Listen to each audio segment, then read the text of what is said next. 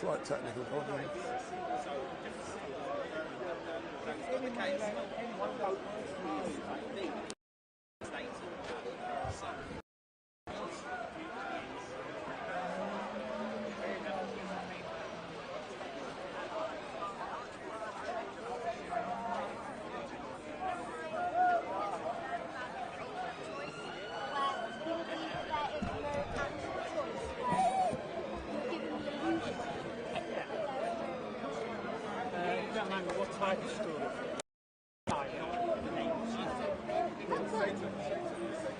Hey, big up. You never see dust blazing, never in the park, innit? The only man does not blazing. I know. So you alright? Yeah, not too bad. See, then they pass some topic today, right? So this topic, they're all running away. No, they run us up. They're all running away. And I say, it's okay when you gotta tell us. So good afternoon to all of you who have rejoined. We had a slight technical issue which happens from time to time, so I switched the live stream off and I had to restart again. So as you know, when you do this kind of stuff, you do experience technical issues, so it took a while to resolve it, but it's now resolved and we are back, and I apologize for that. But in front of me we've got Dust, and in a few moments I'm going to have an engagement with Dust, and we were going to be talking with Bob, but Bob is in the background somewhere, and I'll be having a discussion with Bob in a few moments. But my apologies, we went offline because we had a technical issue. As you can imagine, doing this kind of stuff, you experience all kind of problems, but the important bit is to be able to resolve those issues.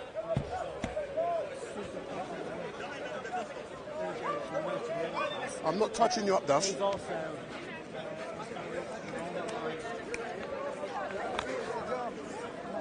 Wow. I thought my lucky days had happened at last. See, I'm going to talk to you about Philip Schofield in a minute. Not an area of my particular speciality. Yeah, so we don't live in a democracy, and anyone pursues anyone established. In a few moments, I'll have a word with Dust, a well-known philosopher of Speaker's Corner, and I'm going to be speaking to him about Philip Schofield.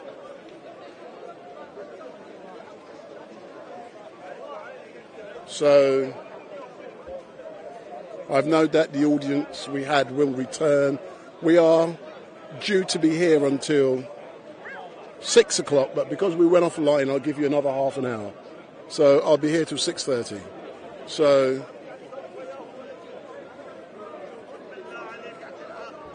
this is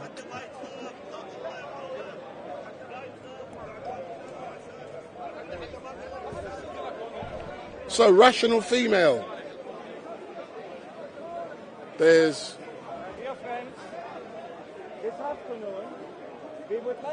rational female, and in the background we got Ali Dawa.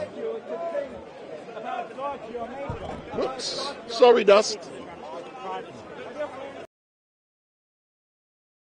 I want to get a photograph with Ali Dawa in the background. Stay there. So there's Ali Dawa in the background.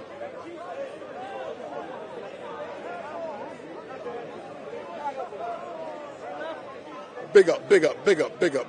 See, people love you. I think they're all falling in love with you in the chat. What's that? I'll do that with your eye again. I saw that. Do that flicker with your eye again. So that's rational female. So have you enjoyed today? Excellent. I'm just going to engage with Dust, and then I'll catch up with you again, yeah?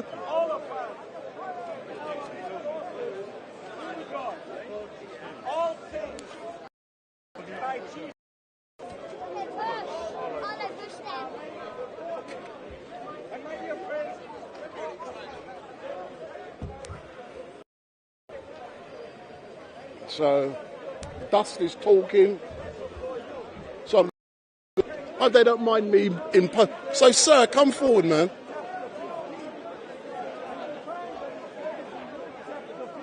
You're a visitor today. You're a visitor today. I don't know.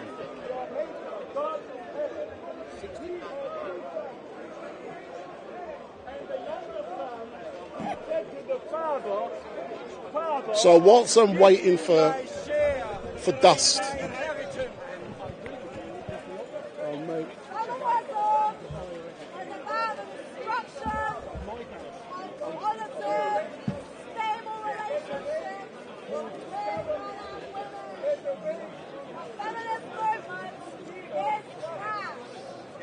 So whilst I'm waiting for Dust, I'll make a couple of announcements. So I'm waiting for Dust. But at the moment, Dust is having a conversation, and I'm currently waiting for the Right Honourable Dust. So all I can say is good afternoon. My name is Wendell Daniel, and welcome to StreetMic. And I apologise for a technical problem we had not long ago, and as a direct result of that, we went offline. And what I had to do is to reset and start all over again, and everything is fine, but I've got a couple of announcements to make. Some of you may have saw in the week that I live streamed a funeral, and that was, excuse me, are you back again? Come. So if you look in the camera, so you said you were going to come back. Yeah. Yeah. Have you just arrived? No, I was here before, then I went to get ice cream. So you went to get an ice cream, yeah? Yeah. So how come you don't buy me nothing? I didn't see you. Huh? I didn't see So you didn't open your eyes and look? No. I'm all upset you've come down there, but I'm sorry. have you enjoyed it so far? Yeah. I'm going to engage with you later on after you've had a look. Have you seen Rational Female yet? Yeah, I've seen her. What do you think of her? I'm not talking to her anymore. You've gone off her? Yeah. Why you gone off Rational Female? She contradicts herself. She says women historically have never been oppressed, and then she says Sharia law is an oppressive system, even though many countries have ruled by Sharia for thousands of years. All right then. So you're going to find someone else, and then have you engaged with Ali Dawa? Not today, no. No? Have you engaged with him before? Yeah. Oh, and how was that? I like him. Yeah. And as you know, Ali and Rational Female are good friends. The exact opposite. But we can engage later on, yeah? Okay, nice to see you. Excellent stuff. Thanks a lot. Yeah, like I was saying, some of you may recall that I live streamed a funeral in the week, and that was over a 2-day period, and it was the family member of one of my followers, and you know, that for me it was good to do that. But the announcement I'm going to be making is that later on this month, I'm not going to say what day it is, but you will find out just before. I will be live streaming another, but this one is going to be high profile funeral that is going to be taking place, and that funeral is of someone who was murdered in a very brutal way, and I'll be live streaming that funeral, so I'll tell you more about that later on, yeah, but it will be a very traumatic, very difficult funeral to live stream, and it was of a person who was brutally murdered in London, and I've been contracted to do that funeral, and it will be on Facebook, YouTube, TikTok, and also on Vimeo, and I'll tell you more. And when I received the call, it was shocking when I found out the details. But, you know, it's just, I'm not emotionally involved, so all I can do, the best I can. And also, the final announcement is that next week I'm going to be doing things in regards to the live stream slightly differently. So next week, normally, as you know, my live streams are perfect, you don't get any problems. We had a slight technical problem today, and we went offline, but that's just one of them things, it happens. But in general, you know, I get a perfect live stream. Without being technical, when I send this signal out, you get 60 same frames a second. So that's 60 of me at the moment per second. So next week I'm going to reduce that from 60 to 25. And I want you guys to do, so tell me how the picture appears. Does it appear just like this? Is it different? Can you notice a difference? Because it depends on the technology you're using to view the live stream. So if you're using a big TV, you may be able to see a difference. If you're using your phone, you won't really notice a difference. So next week, I'm going to be live streaming, not using 60 frames per second, and you get a crystal clear visual. I'll be doing it 25, just to see the effect it has on people watching. So that's the announcement for next week. And in the future, I'll be doing a funeral of an individual who was murdered brutally in London. And I've spoken with a person's mum, and the mum has entrusted me to live stream the funeral, and it will be from the funeral home to the house, to the church, to the grave, and also the reception. So it's going to be something like from 9 o'clock in the morning to 6 o'clock in the evening. And there's going to be a lot. It's going to be probably my biggest yet. And that is going to be sometime this month. And I'm not releasing details of name, location or nothing, but I'll keep you informed. Women are not oppressed by a patriarchal society. Women are not oppressed by men. We have got to stop telling women that they're being oppressed. Men and women must be working together, not fighting against each other. So Dust. So thank you. I'm just waiting for Dust. So he's going to be returning. He's going to be coming to chat with me in a minute. So I'm just going to say hello to a few of you in the chat. So Mr. Lottie, Irish Flame, One Check My Playlist, Peacemaker, Trinity Matrix, White Lines, Athea Fled, Sloopel, Fat Loba, The Land Is Ours, Beats and Tapes. Good afternoon. And like I said, my name is Wendell Daniel. My apologies, we went offline earlier on. We had a technical problem and I had to resolve it, and sometimes using this technology, it does happen. But we were back, and earlier on, for me it was really nice. I was speaking to Bob, and then I heard what it sounded was like a chorus of singers. So we went and captured those, and that was really great. So I'm now beckoning the Right Honourable Dust to come over and engage with me, and we're going to be talking about Philip Schofield. So Dust, if you come round, sir. You're over there. I thought you were over there. No, that's my twin who's behind the camera. Yeah, it's so hot, I'm hallucinating. You're hot. I'm always hot, baby. Look at all these wires. See? The pros and cons of being a YouTuber. See, Dust, So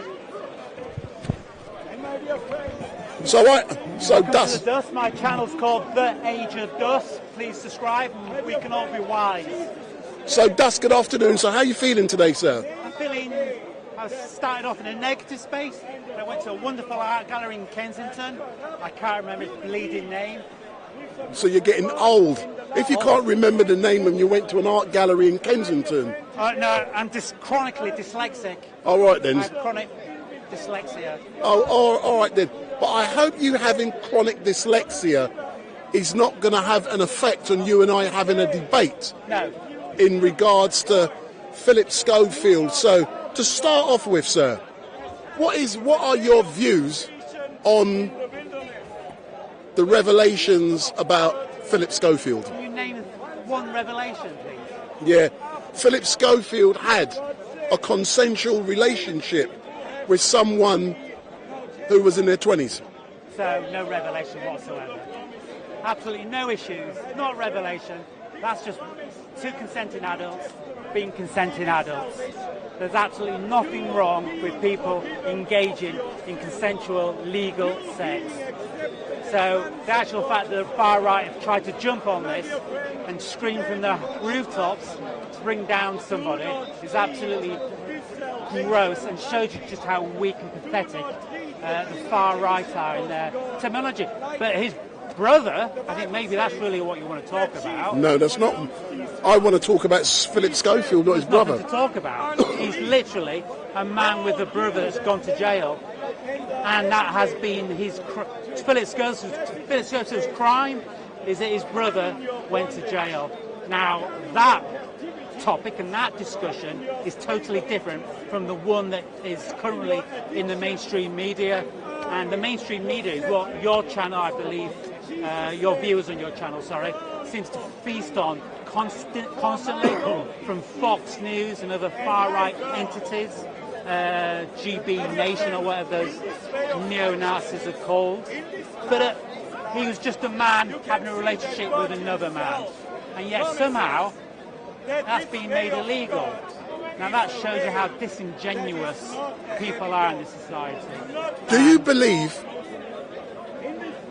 that a man of 58 years of age, who's also married with two adult daughters, should be having a sexual relationship with a man who's 40 years younger than him? If it's consenting adults, there ain't no issue. The issue comes with the deceit that he's telling his wife. That's the issue. That's between him and his wife. And I tell you what, the characters that have come on to the mainstream media from Fox News have committed far worse crimes, far gross, disgusting acts than Philip Schofield's little moment with a fellow human being of legal age and legal thing. His crimes pale utter significance. Look at the people that own The Sun. Look at the people that own the Daily Mail. They commit horrific glorifying mass murder of Muslims or black people or other horrors in America because they're the weak in society. And yet we're here talking about Philip Schofield. That shows you how pathetic the media is, and the mainstream media is, and the viewers that follow this total nonsense news relative to the real horrors which are going on. This is just distraction, a pathetic little tease to distract people from the real genocide, which is the Holocaust, which is happening right now through global warming, through the war in Iraq, through other means of profit-making for the rich. This is the real topic, and we're discussing Philip Schofield. But I believe, it's truly pathetic. I believe the topic about Philip Schofield must be discussed because it's important. But what I do not believe is that the real agenda, the real issue, is not about Philip Schofield having consensual sex with someone 40 years younger than him. That is not the real issue. Good. But that'd be disingenuous if you did. No, let me finish. I didn't interrupt you. I know. Yeah, I know where you're going. You know where I'm going. Yeah, that is not the real but I want issue. you to say it. But what does make me laugh? The argument currently taking place in the media is a bit of tittle-tattle, and it surrounds him having sex with someone so young. But that is what interests people. But I'm not interested in what the masses, as you know, are interested. in my opinion, the real issue is Philip Schofield being a bully. The real issue is Philip Schofield, he has done so much wrong for ITV. ITV technically have sacked him, and as a direct result, they've got a big legal claim coming against them because they did not protect the young boy, because Philip Schofield bullied him as a direct result of all of it, and he took advantage of him. So from a harassment and bullying point of view, that is the issue that's now taking place. Because let me finish. I'm just setting down what the issue is, and if you would have listened or heard to the proper interviews being conducted with Philip Schofield, he's admitted liability and he's absolving ITV of doing anything wrong. But what the problem is, ITV did not conduct a proper investigation into the claims that were made, and as a direct result, they are going to be paying out some big money to the young boy. That is what the issue is. It's not about him having sex. It's about him bullying the young boy. He's a man. He's not a boy. Get your language correct, No, hold please. on. I said the young boy. I'm not He's talking. a man. Listen to me. Listen. I did the young boy. What young the boy? young. Sorry. Freudian slip. The young man. I'm not talking paedophilia. There's nothing about paedophilia but here. you were definitely alluding it. No. Stop. I am not alluding anything. You said boy 5 times. No, when I say boy, I mean youngster. I'm a boy to someone older than me. Well, we're talking about Philip Schofield. So it's We're important. not talking. You're a lawyer, No, allegedly. let me finish. Let's get our language correct and not be lazy because it's convenient to be lazy for your viewers. No. Let's You agree. know I won't tolerate that. No, let's agree. I use the word boy. Man. Listen to what I said. I said, let's agree. I used the word boy, and I did. And I apologise for that. He's a young man. He's a young man of 20 years of age. Young man. The issue is, Philip Schofield bullied that young man. He took advantage of him in the position he was in, and he has admitted liability, and him and ITV are in hot water. That is what the real issue is, not the tittle-tattle that we're seeing in the news. So do you believe that someone high profile like him should have walked away? Not walked away, he was fired. Do you believe he should have been fired? Well, this young man is now 25 years old. Yeah. So I know you want to keep this dramatical for your viewers to encourage your channel to get more subscriptions, but it's up to people like me. I'm having a discussion. It's up to people like me to make sure that people don't over-dramatise just for the sake of their YouTube channel. So this adult is now 25 years old. He is now classified as a man, but you rightly pointed out he was a young man when this relationship started. And he knew this gentleman when he was 15, but no intimacy happened until 20. And that is, if he's 20 and if it's true, then Philip Schofield has done nothing wrong apart from the people he's lied to personally. And if it's a consensual relationship, all this means is that this young man is now had a relationship, out of a relationship, and is now going to get paid a lot of money for being in a relationship. He's won. It's a win-win for him, and a cautionary tale for other older men when young women or young men come running around. Please think they're there just to scam money out of you, or potentially can do scam money out of you at a later date. Either is true until it becomes true. So yeah, as adults, as people in the MPs, in the media, you're always going to be targeted by the mafia, always targeted by MI5, and always targeted by powerful institutions so that they can blackmail you when you step out of line at a future date. That's how politics in the UK has always been operated, and across Europe. As soon as you're a person of some sort of significance, MI5 or other powerful groups will make sure that they have blackmail on you. Jeffrey Epstein being the ultimate embodiment of that little sickening strategy. And that's how your democracy is built. Not on your vote, not on what's right, but on the MI5, Jeffrey Epsteins of this world, blackmailing their way through life, making sure that we live in the world we do today, which is genocide, war, poverty, and a Holocaust, which is happening right now, aka global warming. Philip Schofield, just a pawn in a game. Emphasis on him, immaterial and unwarranted. Emphasis on the real game, absolutely justified, absolutely should be talked about. And let's just not forget our language when discussing important topics, because you were educated as a lawyer, and I shouldn't have to be reminding you to for that goal of how our words are significant.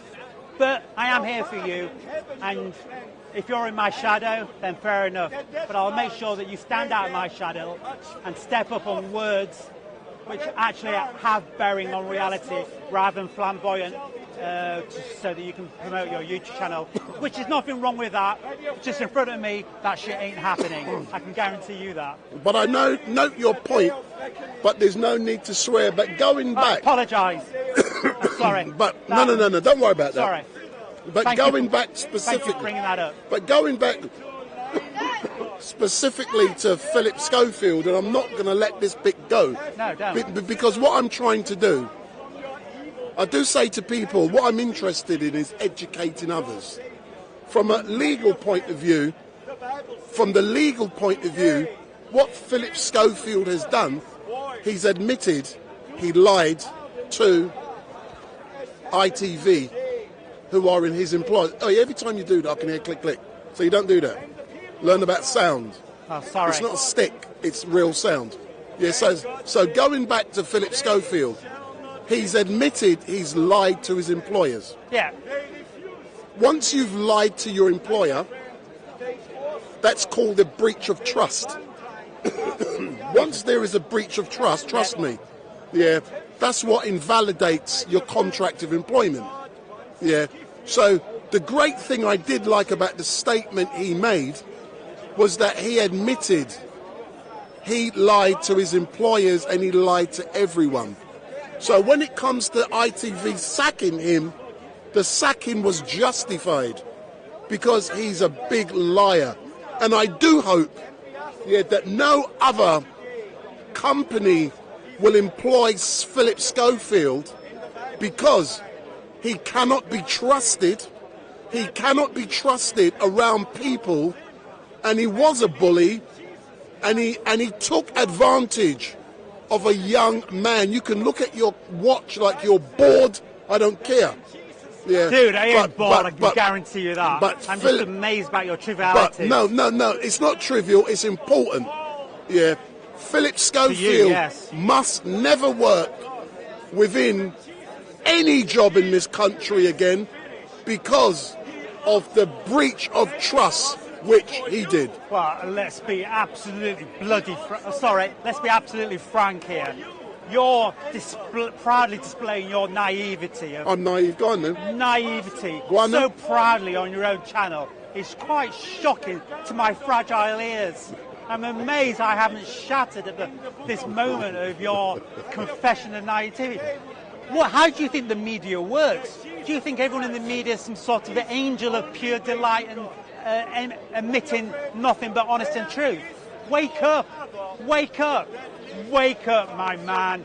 You can do better than this. The media is full of people got into their place by lying, being deceitful, by being horrific, sexist, abusing their situation. The whole media is littered with such characters. And yet, Philip Schofield, you're one of pointing up. The whole media is built on people like much worse than him. Someone online has just said, StreetMic has just got dust to unbutton his shirt, to expose his chest, because he's getting angry. So carry on, and then we can have a debate about football.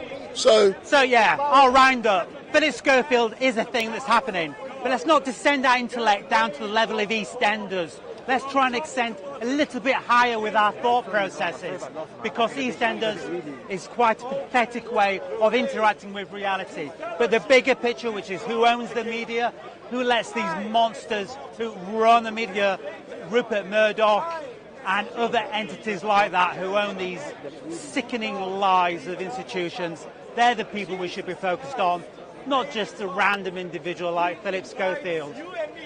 All right, let's focus on football. Let's talk about football. I'm going to declare I have no interest in football. Neither do I. Because I think football players throughout this world are overrated. Yep. They earn too much money. Yep. Yeah, they rip people off. Yep. And I believe the cup final, the European Cup final, the FA Cup final, it should all be banned. Well, I don't know about that. No, that's my opinion. Okay. Because, even though I went Wembley yesterday to do my live stream, I went to engage with the fans. But I declared I'm not interested in football. Why do people in this country love football so much? Well, what is it about football? I'd like to say I completely agree until you said the FA Cup thing. But the bit I agree upon is you've described perfectly your criticisms of capitalism, how capitalism has infected an honest, brilliant sport like football, where once upon a time, local clubs hired local people and they got the best and introduced the best of their players, their teams from their counties, and then went against other counties in the noble pursuit, not of war, not of murder, but of simply kicking a ball around a field which entertained the masses and did it at a cheap price. What you've described is the criticism of capitalism and how it's perverted even the basic thing of football and made our heroes. Dust is on fire. Made our heroes something instead of to respect and look up to and love, have made them into these entities that we can no longer respect. Millionaires driving around. You're only jealous. In cars. You're jealous. You're jealous you haven't got their money. That's what you're whinging about. I'm jealous. Wish you had a I'm jealous of Rolls-Royce. people that show humanity and display humanity. You can still do that in your Rolls-Royce. Better than I do. You can do this in your Rolls-Royce as you go past. You are displaying your humanity from a golden chariot. I think not. Yeah, I am jealous of people that are more articulate than me, more intellectual, pursue the ideas and dreams of humanity and compassion. There are many people better than me doing that, and I wish I could be like them and of meaningful, compassionate merit in people's lives. But I'm fucking useless. But I do try my best from that position. Sorry for swearing again. We did say about class, and on 2 occasions today, you have demonstrated to me that you lack class and training because you've sworn. Yeah. I thought a man with class who goes to galleries before he comes out here. Yeah, sorry. But what's up with you, Dust, today, man? You're right. Thank you for picking me up on my areas. I am useless sometimes, as I've just said. Sometimes or always, but Dust. Hey! Yeah, I'm not having that. I want you to tell people about how, the age of Dust, how people can find you, and what are your plans for the next week? To try and upload more videos onto my channel, try and get some, try to encourage people to write poetry, try to encourage people to engage in pursuits of creativity, because through our creativity we can explore ourselves, and rather descend, we can arise and ascend and become the better shapes that we present. And that's a journey I believe we should all carry on and pursue until we return to dust, of course. Excellent. So what I'm going to do now, Dust, I'm going to allow you 2 minutes to say what you want. Oh, very nice. I'm going to get new battery because I've got to change my battery. Okay. So I'm just going to go and get a battery. He's unleashed me. You're unleashed. You've unleashed the beast. You can say whatever you want. So we're talking about capitalism and how it's pursuit of destroying the planet. Have you heard of ChatGPT? Yeah. Write into ChatGPT. You know the words I'm trying to say. Do you know what I'm trying to say? Yeah. What's ChatGPT? ChatGPT. That. Write in this sentence into it. Will the Earth survive capitalism? Will the Earth survive capitalism, and see what it says. It's absolutely outstanding what GTP says. It says we ain't going to survive capitalism. Artificial intelligence has gone, dude, you're all fucked. It literally says that. Please don't believe me. Get on your computers. I was going to say get off your things. So yeah, chat into that. Yeah. We're going to do it. Say something. Don't just wave like some 9-year-old girl. Go say something. You do. Type in will survive capitalism, because this is fascinating how artificial intelligence has clearly, which is not obviously it might say something different now for dramatic purposes, but will the earth survive capitalism? Will humanity survive capitalism? You need to be chatting to a camera, not to people. Will earth survive capitalism? So we write it down, we're writing it down here, and when I wrote it, it said humanity cannot survive capitalism as we know it. I think that's profound, that such an entity designed and made by the capitalists, let's not forget, stolen from... Okay, so here's your answer. Sir, do you mind? Oh, well, he was asking us. Yeah, they were the part of the exploring chat G. Yeah, anyway, so it's now owned by capitalism, and their own artificial intelligence had described their owners as the destroyers of the world. So go online, check it out. I think you'll find that fascinating. Ask ChatGTP, whatever it's called. Yes, dyslexic. Can't help it. No, here's the answer. Read it. Yeah, I've read it already. I know. Does it confirm what I'm saying? That is a difficult question to answer definitively. Capitalism has been the predominant economic system in many countries for centuries. And it has certainly brought about... So what I'm going to do now, I'm going to change my battery and the live stream's going to go off momentarily. So I'm going to change my battery and the live stream is going to go off momentarily.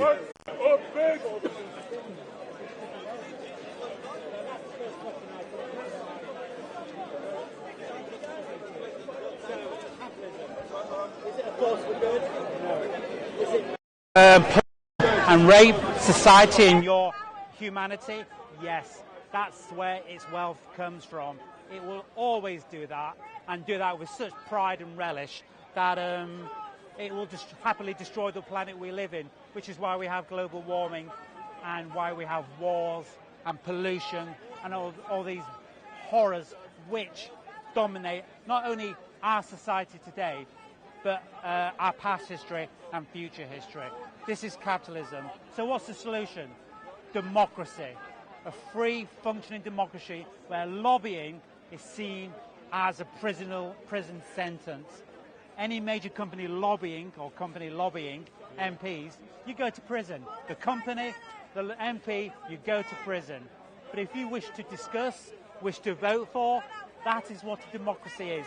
And if that happens and that indicates what the power shall be, that means you live in a democracy. If it doesn't, it means it is a dictatorship run and owned by the capitalist machine. This capitalist machine wishes to see everyone divided, everybody at war with each other, religions trying to kill each other, ideas trying to kill each other. This is the capitalist dream, and if you're part of it, then you're mad if you're not getting paid for it, because my humanity, they'd love to pay you. Like Bob the Destroyer, loves to come here and incite violence as frequently and vividly as possible.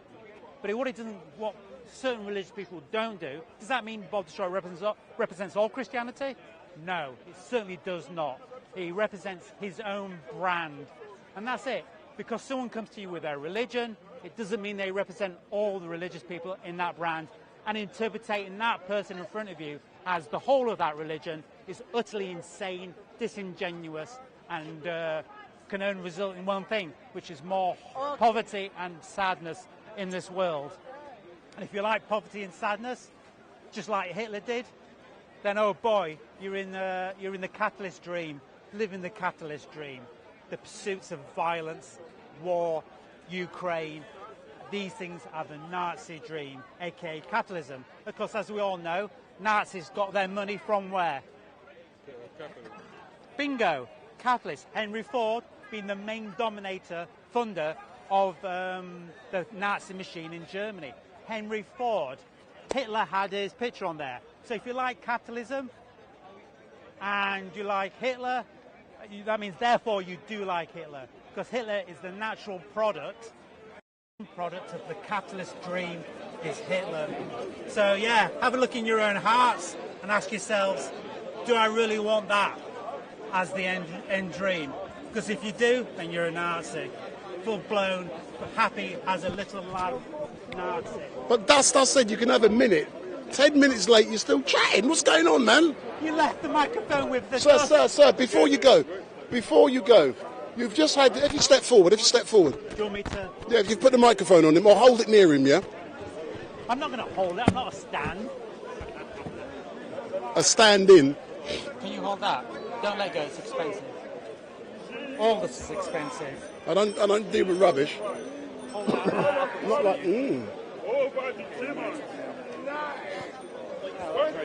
So if you stand next to Dust, stand next to him. So, sir, good afternoon. What's your name? Say that again? Joshua. Is this your first time at Speaker's Corner? Yes. What do you think of your first visit to Speaker's Corner? It's very interesting. Yeah? Yeah, the amount of debating is very interesting. Yeah, where are you from? Tampa, Florida. Oh, you're from Florida? Yeah. Ah, so what made you come to Speaker's Corner? My dad told me that it was interesting and that there's a lot of debates, and I wanted to see what's up here. Yeah. So is this your dad here? Yeah. So, Dad, come forward, step next to your son and carry on. Hello. So you've now brought your son from Florida. Yeah. Why specifically did you want him to be here with yourself? What was the reason? I brought him in so he can be exposed to the debate and be open to all points of view. And how important was it for you, for him to see all points of view? How important was that? Boy, I guess he can answer that question. Yeah, there's a lot of points of view, point of views, and they're really different. And yeah. Which point of view has jumped out at you the most? Did you like the young lady? Have you seen her yet? Yeah. Rational female. Yeah, I've seen her. Yeah, that's she has interesting points, like on feminism. But she's anti-feminism. Yeah. Well, she on the subject. Yeah. And do you have anything similar in America? Like Speaker's Corner? I mean, yeah, people sometimes talk on the streets, but not really. Yeah. And would you like to see something similar in America? Yes, definitely. That is so great to hear. Just imagine, look into the camera, yeah? Just imagine dodgy Joe Biden is watching, and he's not falling over, yeah? Talk to him about bringing Speaker's Corner or something similar to America. So talk to Joe Biden.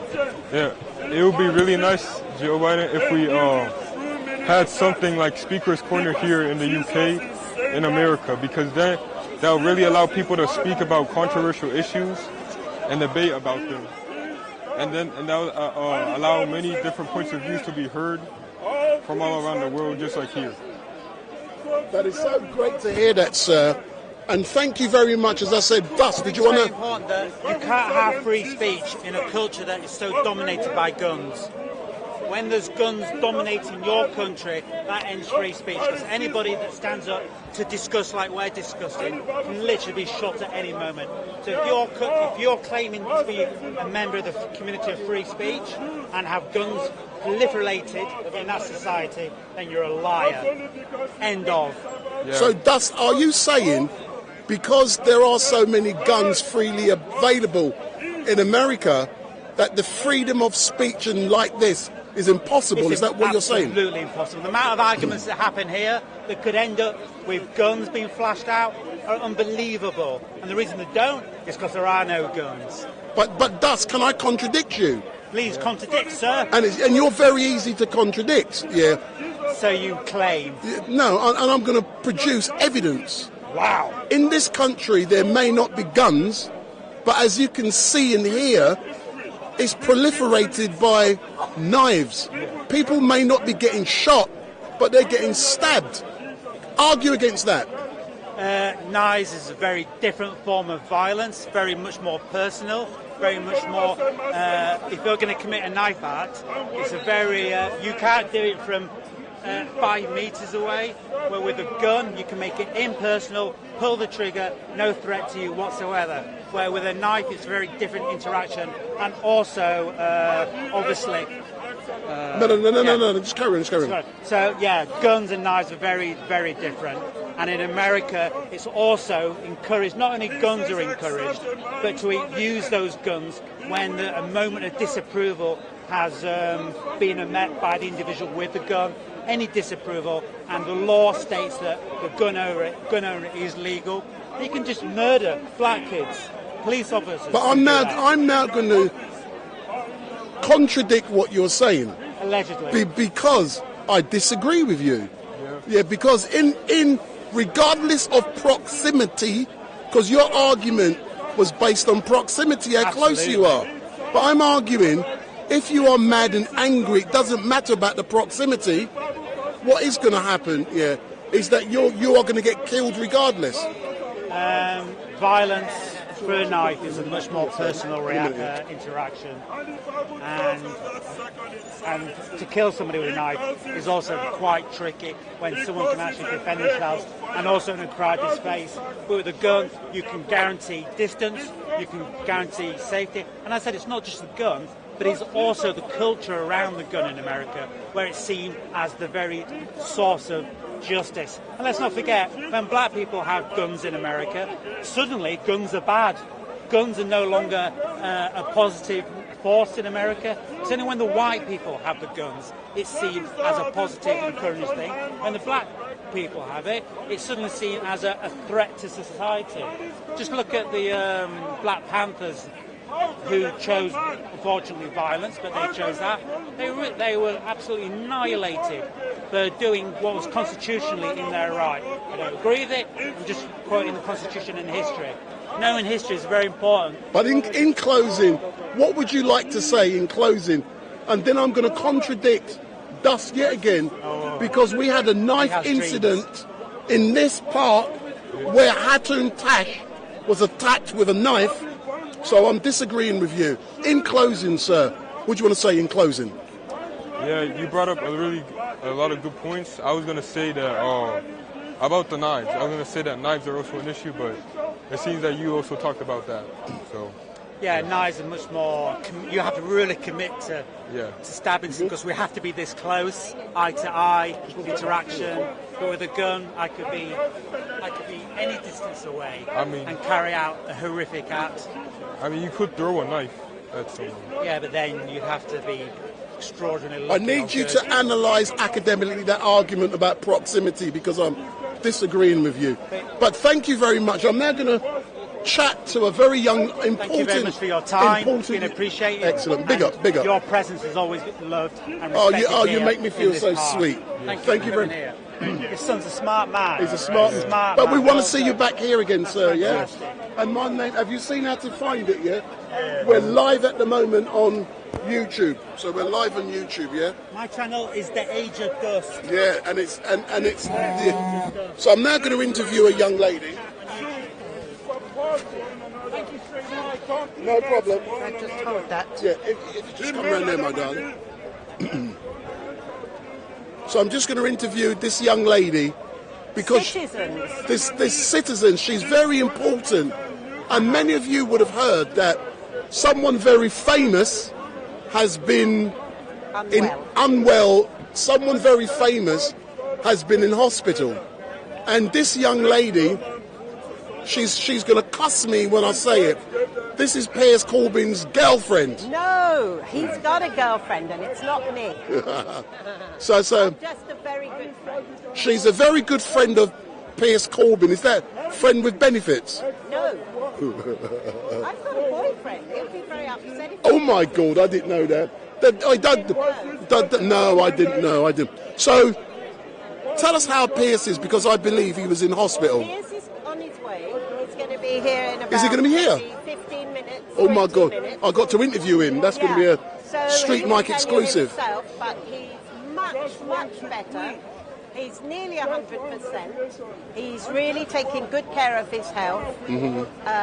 Not overdoing it, of course, because you know how he is, always running around. And so I'm trying to say, take it slowly. You can do, you know, important to take part and do all the things that he loves to do, but not to overdo it and exhaust himself. Can I ask you a question? As you know, you guys send me all of your stuff, so I know the diary and I know Piers was in hospital. How worrying was it for you when you discovered? Very, very worrying. Very. He went missing for like a day. No one knew where he was, and when he was very breathless, and it turns out he had pneumonia, and he'd been in his office, but no one could contact him. So we were very worried, very, very worried. When he went into hospital, we were equally worried, and thank goodness they put him on oxygen and penicillin, and after 4.5 days, he was allowed out. So the great Piers Corbyn is recovering, and today he's coming down for a little gentle exercise. Wow. He's been out. He's been all over already today. No, I know. He's been doing quite a few things. I know. Against my advice, but see, if you were his girlfriend or his wife, he would take more of an interest in what you say. Well, I would control him a bit better. You would control him a bit better. I'd try anyway. Piers is a very strong character. He does what he wants to do. So we're all very, very happy that he's better. Excellent stuff. But thank you very much. Thank you. And I look forward to saying big up. Big up StreetMic. And I look forward to engage. You'll see him shortly. Yeah. So as soon as he turns up, I won't let him do anything unless I interview him first. You know that, innit? How far is he behind? He's just getting on the tube. So he goes from, where is he getting? He's at the office. I don't know. He's getting on the tube. Yeah. That's not mine. Yeah. No problem. Is that your hat? Definitely not. Can't find the owner.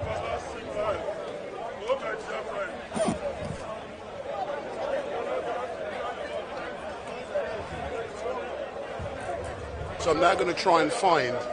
So, like we said, Piers Corbyn, he's been very ill, and he's now out of hospital. We've got Ali Dar. Oh, is that yours? We've got no, thank you. We've got Ali Dar in the house, and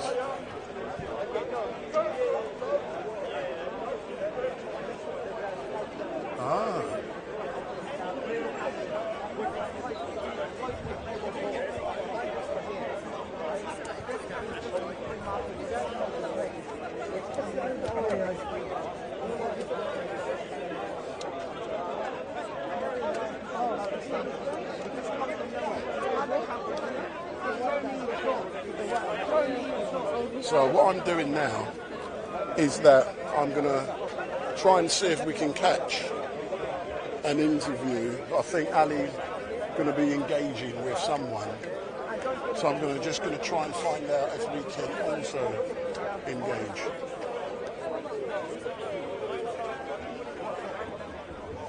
Can I just, I'm just going to see what he's doing. Are they going to be changed?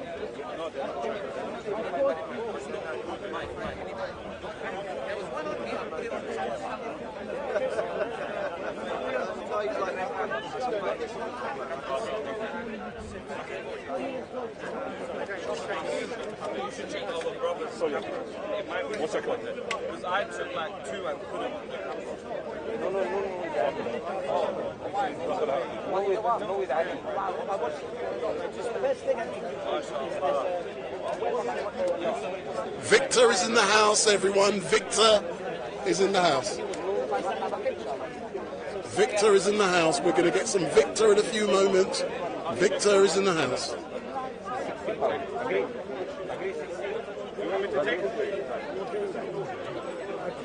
Is Ali going to be engaging with the gentleman again today?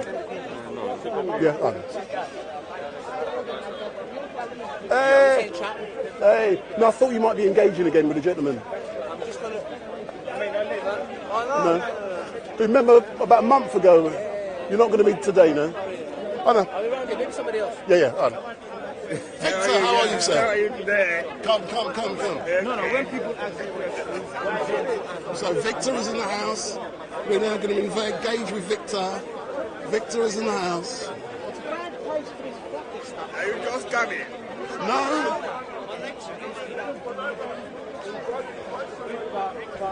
So if you go there, I'll set my camera up. Okay. So Victor is in the house. Okay.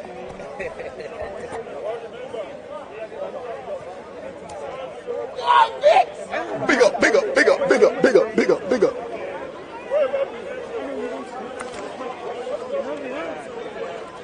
So Victor's in the house. Victor's always late. He normally comes down about 4 o'clock. So Victor's going to be singing. Ask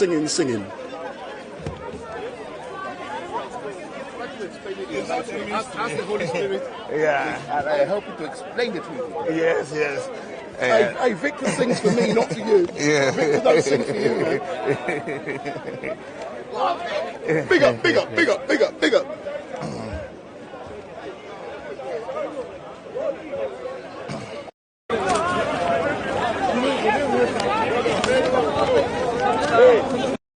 So Victor, good afternoon, sir. How are you? Yeah, fine, thank you. What time do you call this? You never get here.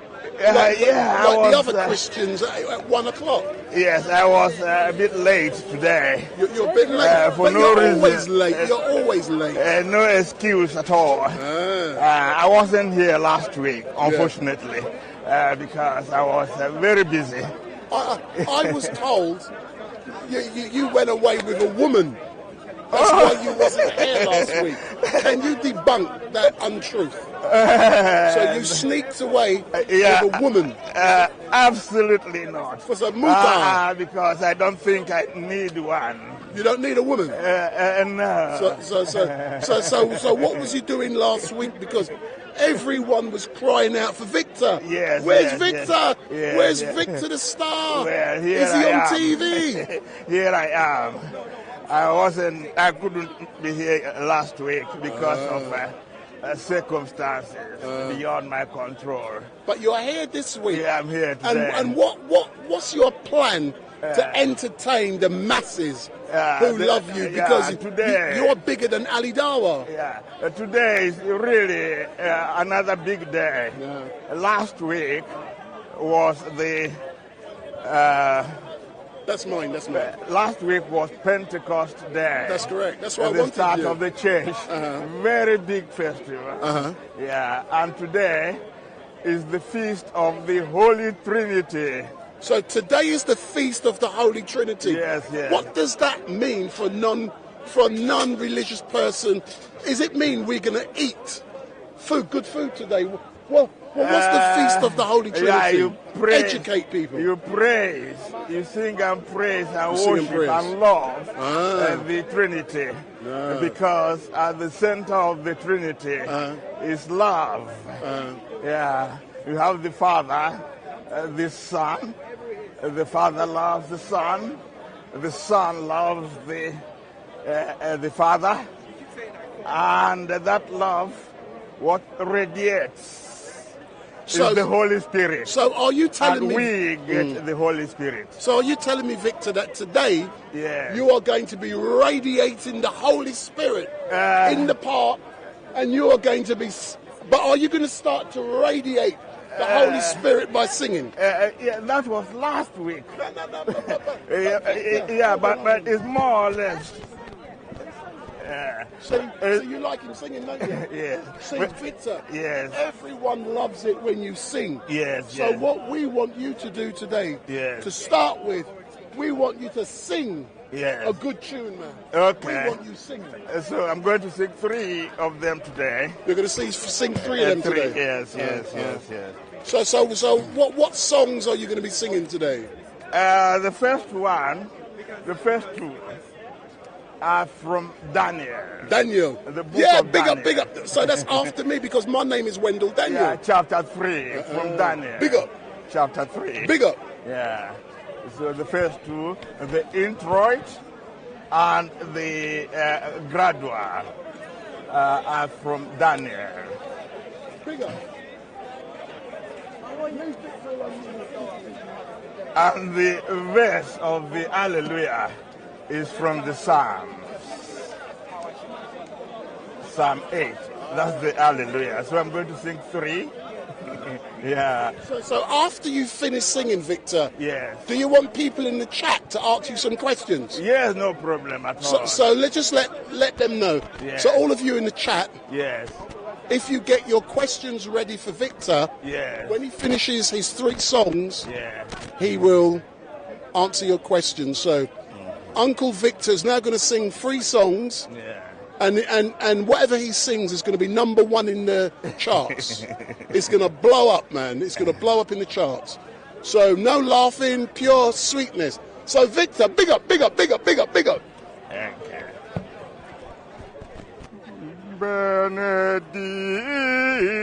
Benedictus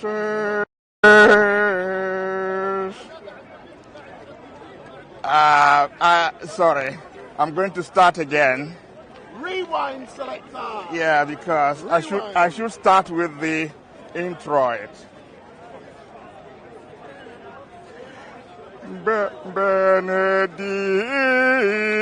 Benedictus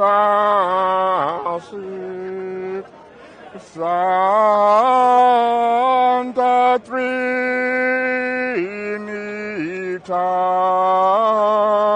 Trinitas atque in divi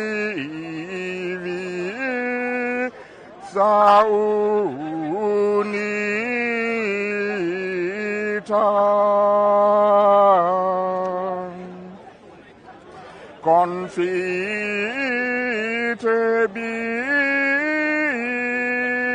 confitebimus ei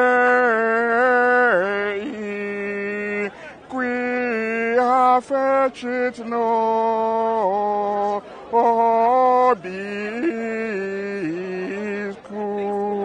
nobiscum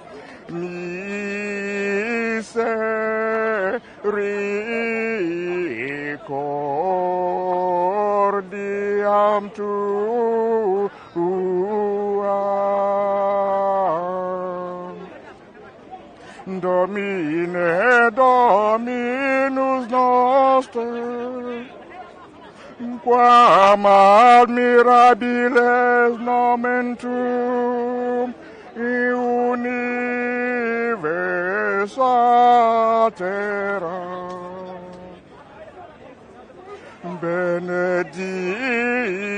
Benedicta sit Sancta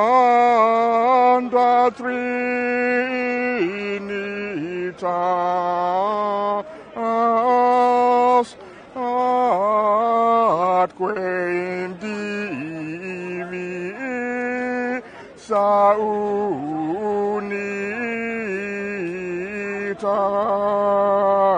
saunitas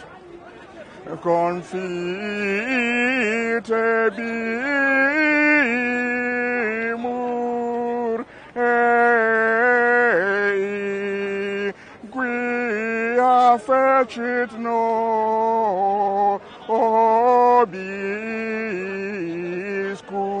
nobiscum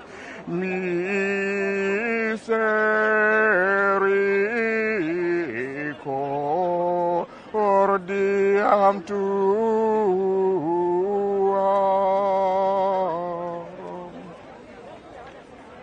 That's brilliant, Victor. They love you. Benedictus Domine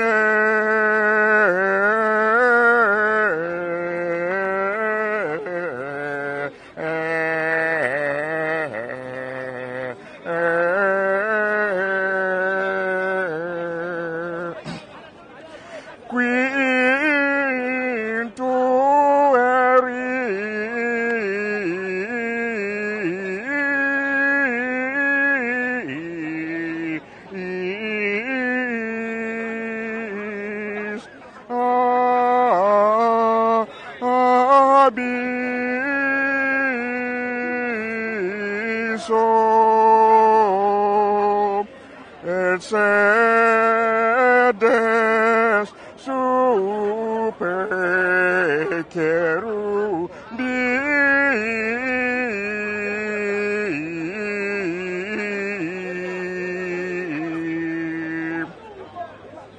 benedictus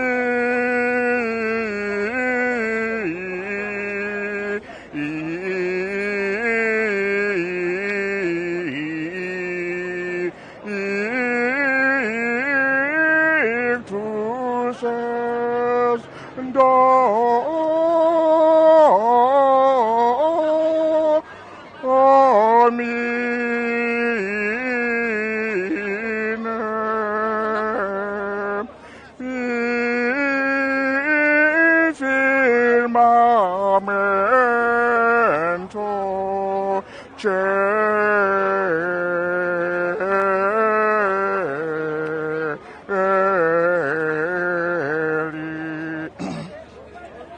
e laudabis in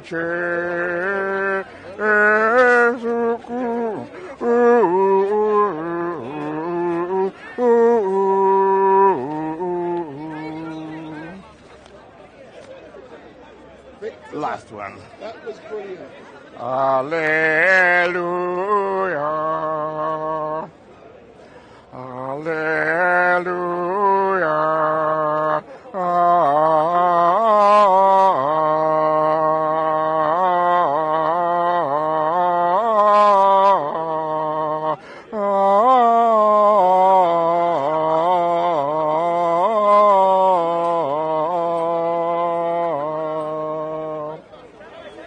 Benedictus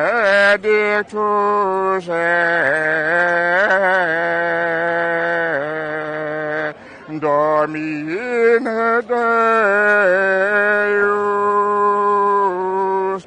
Patrum nostrorum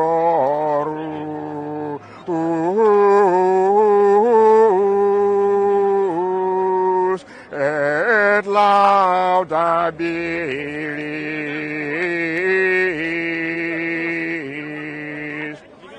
in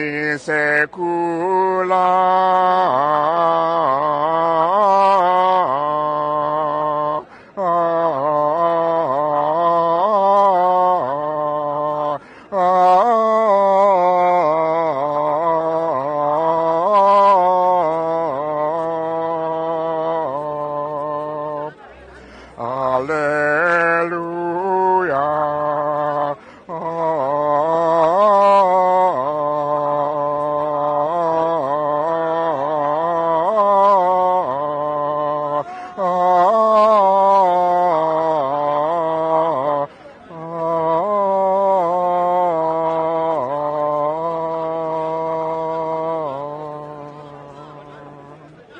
Victor, congratulations. Okay. That was brilliant, brilliant. So I made a mistake with the graduate at the start, but that was brilliant. But I've got a number of questions Yes. that have already come through. Yes. And I'm going to ask the first question. Yes. And it's from Ajid Gunman.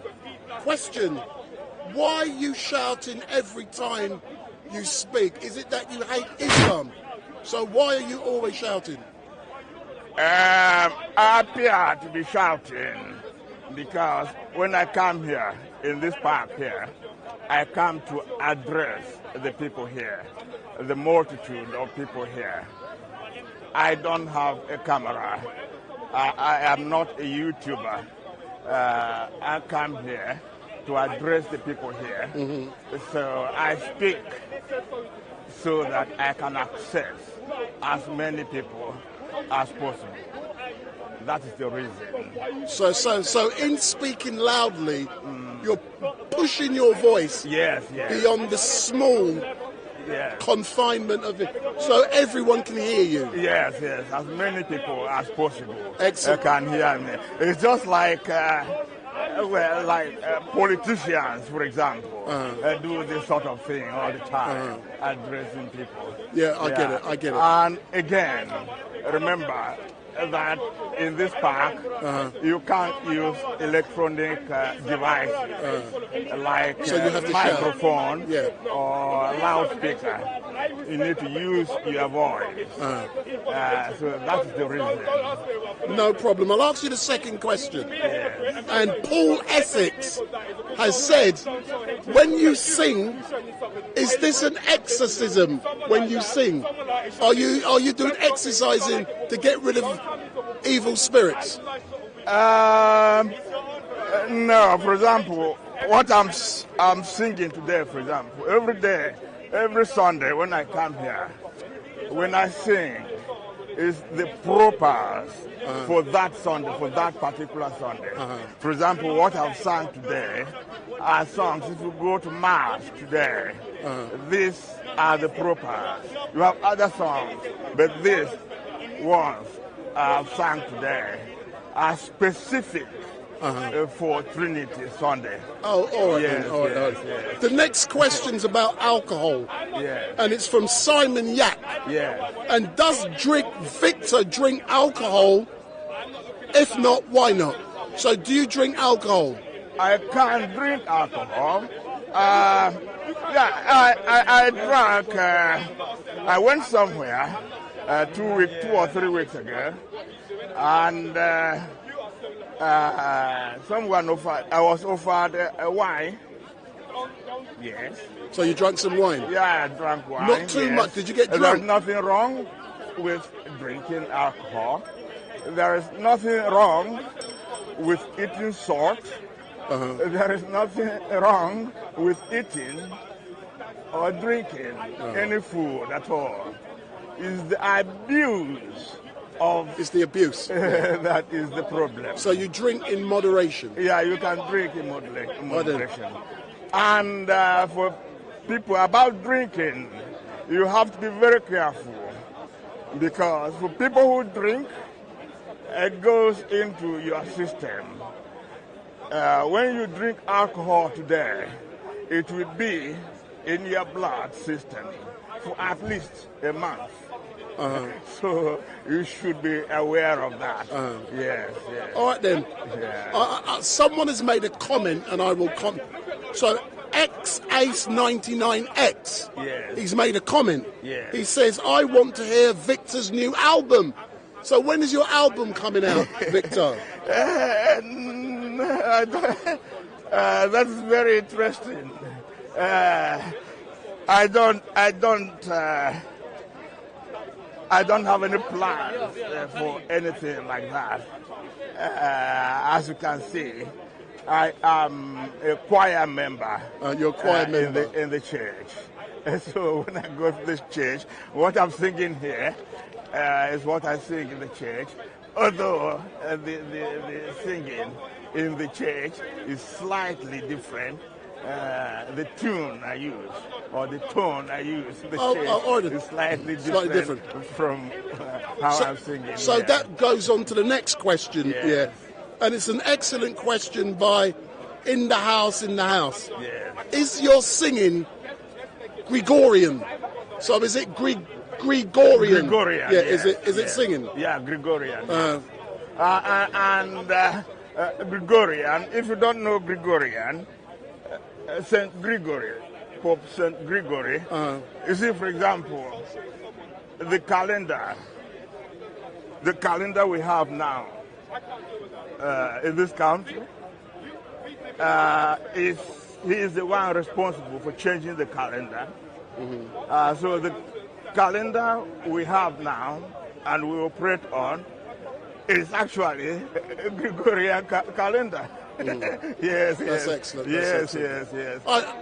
I've got an excellent question. Yes. Coming up, and it's from Disney account. Yes. But I'm going to ask the question first. Yes. It says they want you to sing Mary's Boy Child, Belafonte, Boney M, or the Beatles. But before you say yes or no, just to let people watching, I did a funeral on Wednesday or Thursday, one of the days. Yes. And during that funeral, a live stream at the grave, I met a gentleman, and I interviewed him, who is 102 years old. That's wonderful. And but what is also wonderful is that he's the dad of a singer from Boney M. Oh, I see. So the question is, can you sing Mary's Boy Child in whatever beat you want to? If you can't, just say no, and then I'll move on. I can't right now, but it rings a bell. So Mary's Boy Child, Jesus Christ, was born on Christmas. But that's a Christmas song. Yes. I remember that in the 70s. That's in the 70s, I was in secondary school then, in the 70s. And people used to do discos. I used to take part in all those disco things. And that song. But now I need to, because if I just say I want to sing it, I may make a mistake. I hear. So. Another question from Beats and Tapes.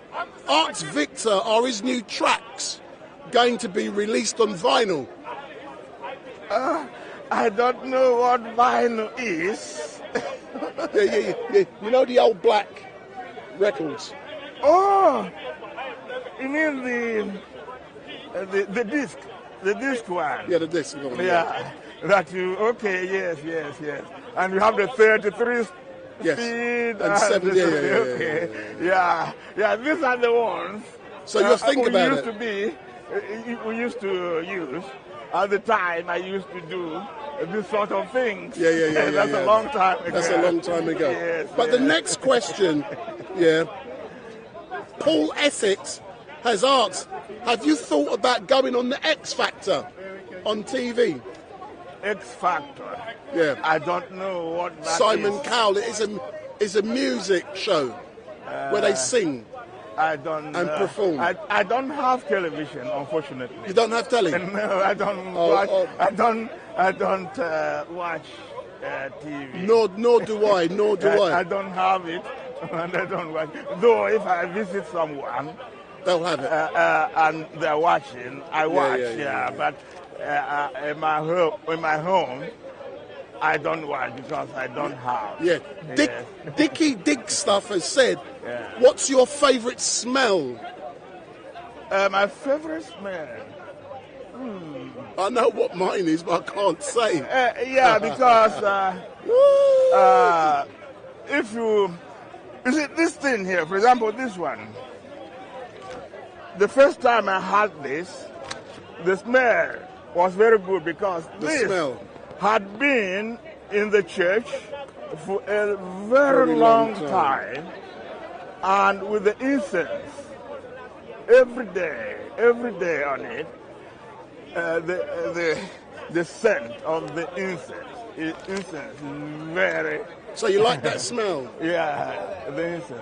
Yeah. There's certain smells I like, but I yes. can't be saying it because this is a family program. Yeah, we burn incense in the church every month. Yes. Another question: does Victor have social media? And that's Paul Essex. So, are you on social media like Facebook, YouTube, Snapchat, TikTok, Instagram? Are you on social media? I have this, but I use it to make and receive calls. I am not on Facebook or all these other things. I'm not there. So you're not there. Them, no. So you may want someone who follows me to help you or to learn you how to use social media. And Puri Tan has said, what do you do for fun? What I do for fun? Yeah, what do you do for fun? I know what I do, and I can't tell you. This is a family show. That's very interesting because in my private life, I do a lot of design work. For example, electronic things. So I spend a lot of time designing things, tweaking it. So you are a designer? Yes. But you don't use social media? Big up. One thing is that I know how they operate. I know how this operates. If you have this that is not working, I can fix it. I can get it to work. I know how it works. I know how that camera works. Yeah. All these electronic things from inside. I can. Yes. I can. If anything wrong with this, I can diagnose it to component level. Excellent. So Victor, thank you very much. Yes. It has been great to engage with you. Yes. And I'm happy that you've engaged with many of those online who sent in some excellent questions. I'm talking about this camera thing, I work here. There are places, these big hotels and casinos. You have here the posh ones. You used to work in the posh ones? Yeah. Oh, all right then. So what are you going to... I was responsible for all this electronic things. Oh, so you are... We can go into your electronic genius on another occasion, but... So you're going to preach now, yeah? Yes, you're going to preach the gospel. I will be interested because I want to talk about Trinity. So you can talk about the Trinity. I want to answer questions about Trinity. So that's what I will announce to people. Any person who has any question about the Holy Trinity can come to me, and I will do that. Carry on, look at the camera. Okay. So the Trinity.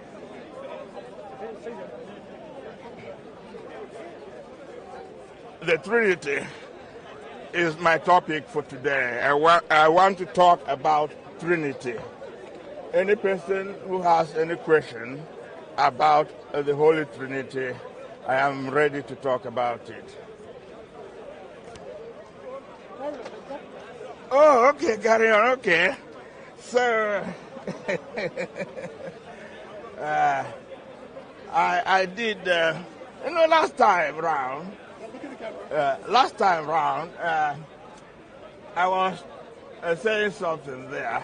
You gave me opportunity to say something there about thought of creation. But someone came and interrupted it. So my thought, the person interrupted it several times. So I don't know how it went, but I would have wanted it to be logical. Yes. So you got 15 minutes. Yeah, to talk about the Trinity. Okay, for example, we have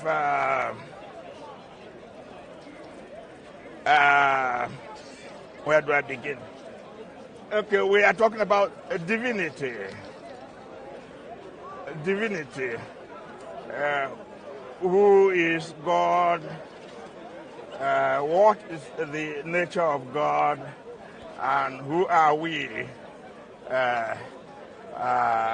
What is our nature? And things like that. So I am going to talk about this, but I will, because of what I started last time round, I would I will start with the Trinity, but then center on the divinity of Jesus Christ.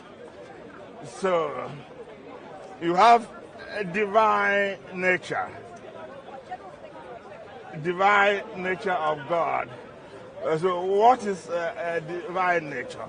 I would say that a divinity is simplex.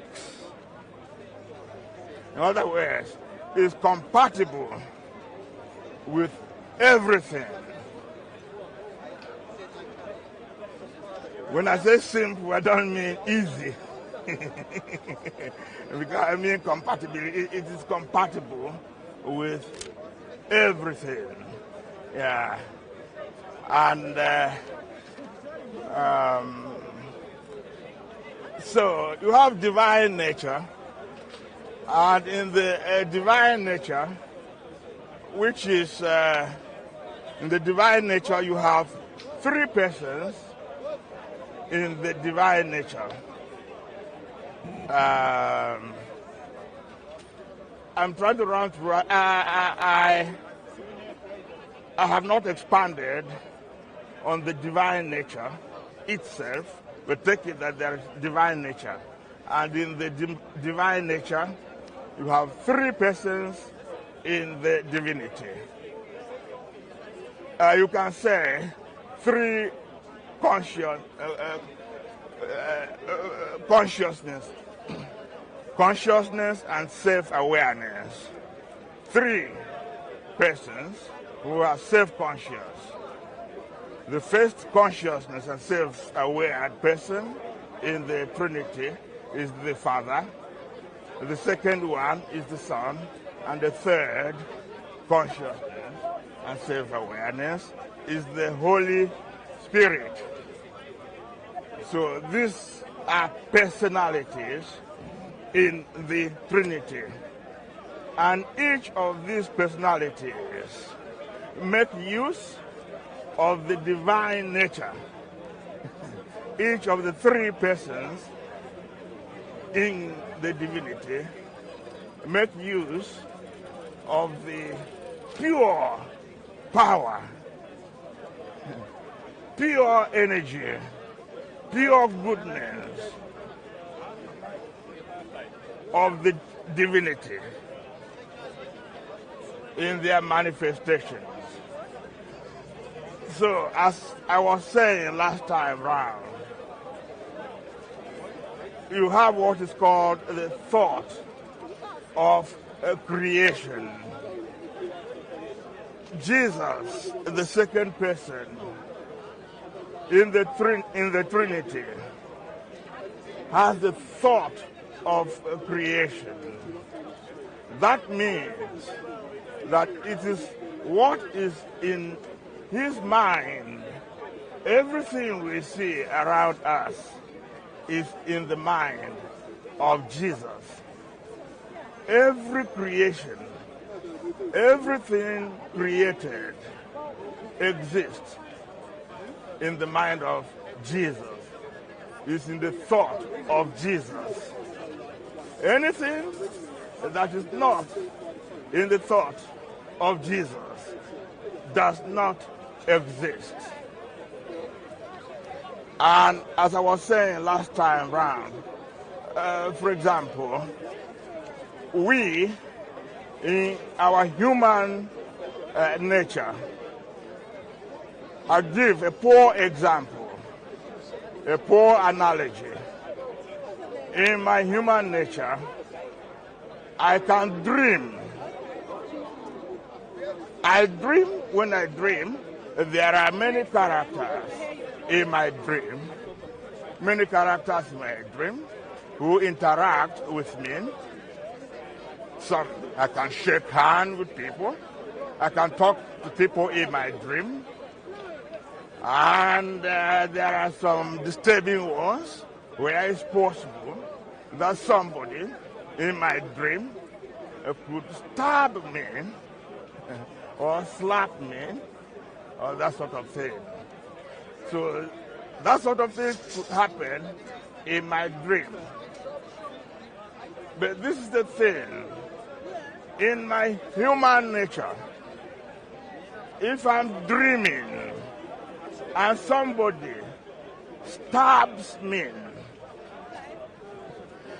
does it mean that when I wake up, I find myself stabbed? In reality, am I stabbed?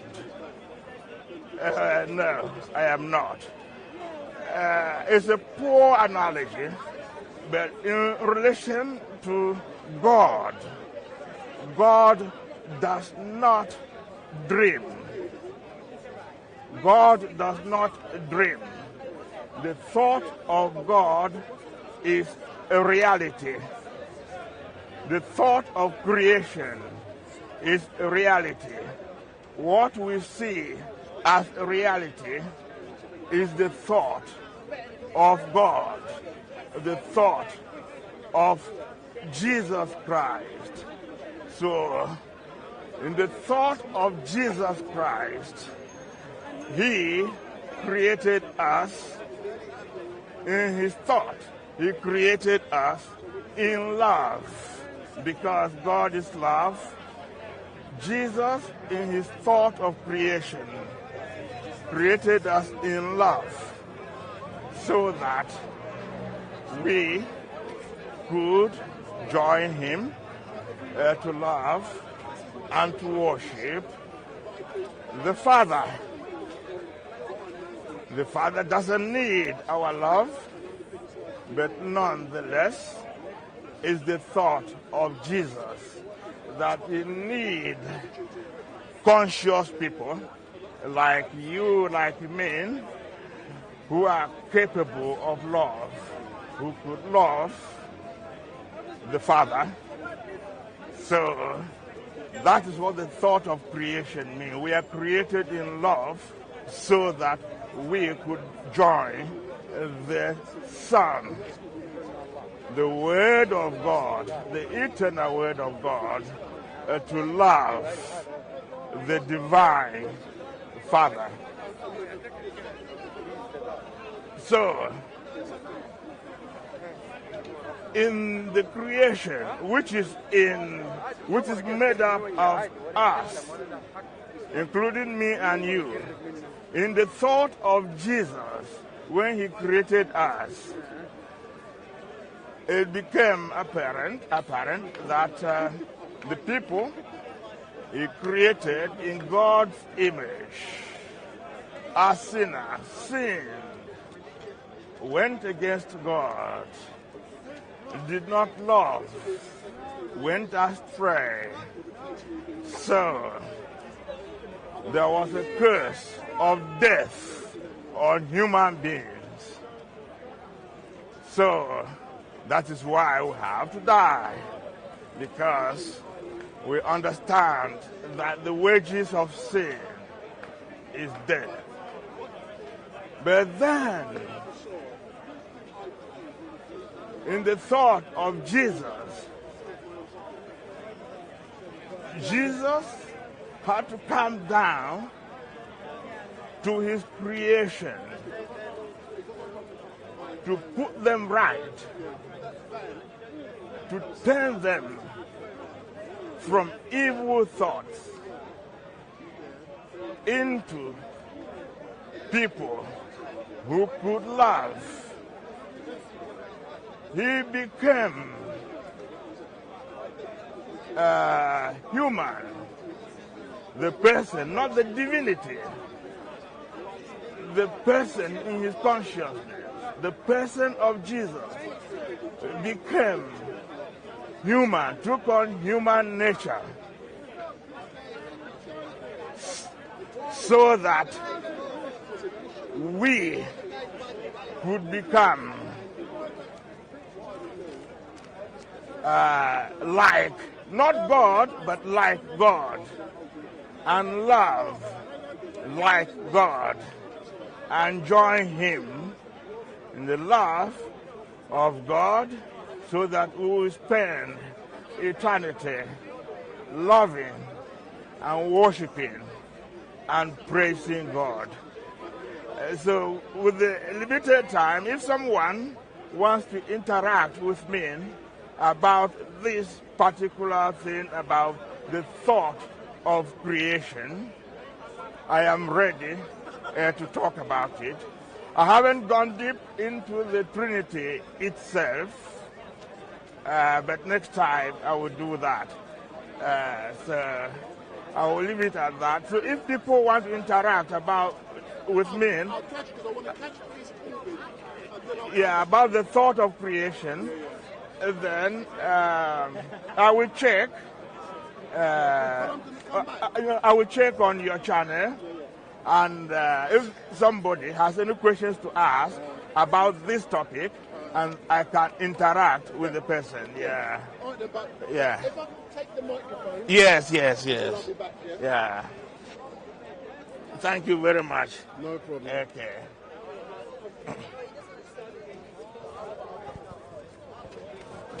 I don't know how. Okay. Thanks a lot, Victor. Yeah, but I'll catch up with you later on. Yeah. Okay, later.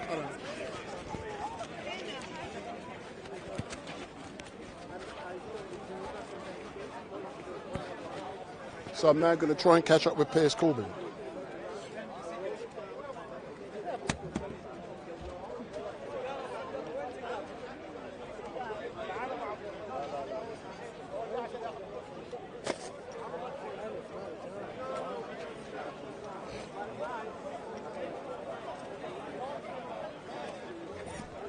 You've got Shamsi in the house, but Shamsi talks Arabic.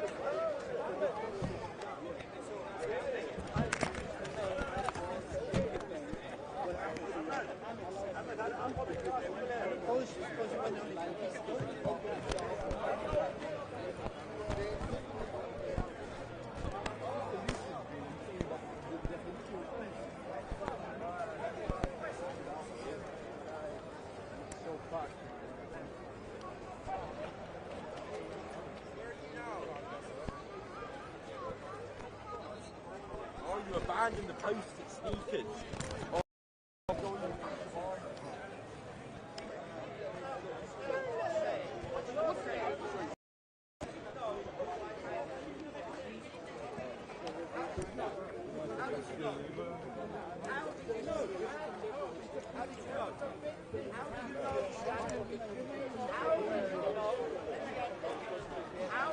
I'm not going.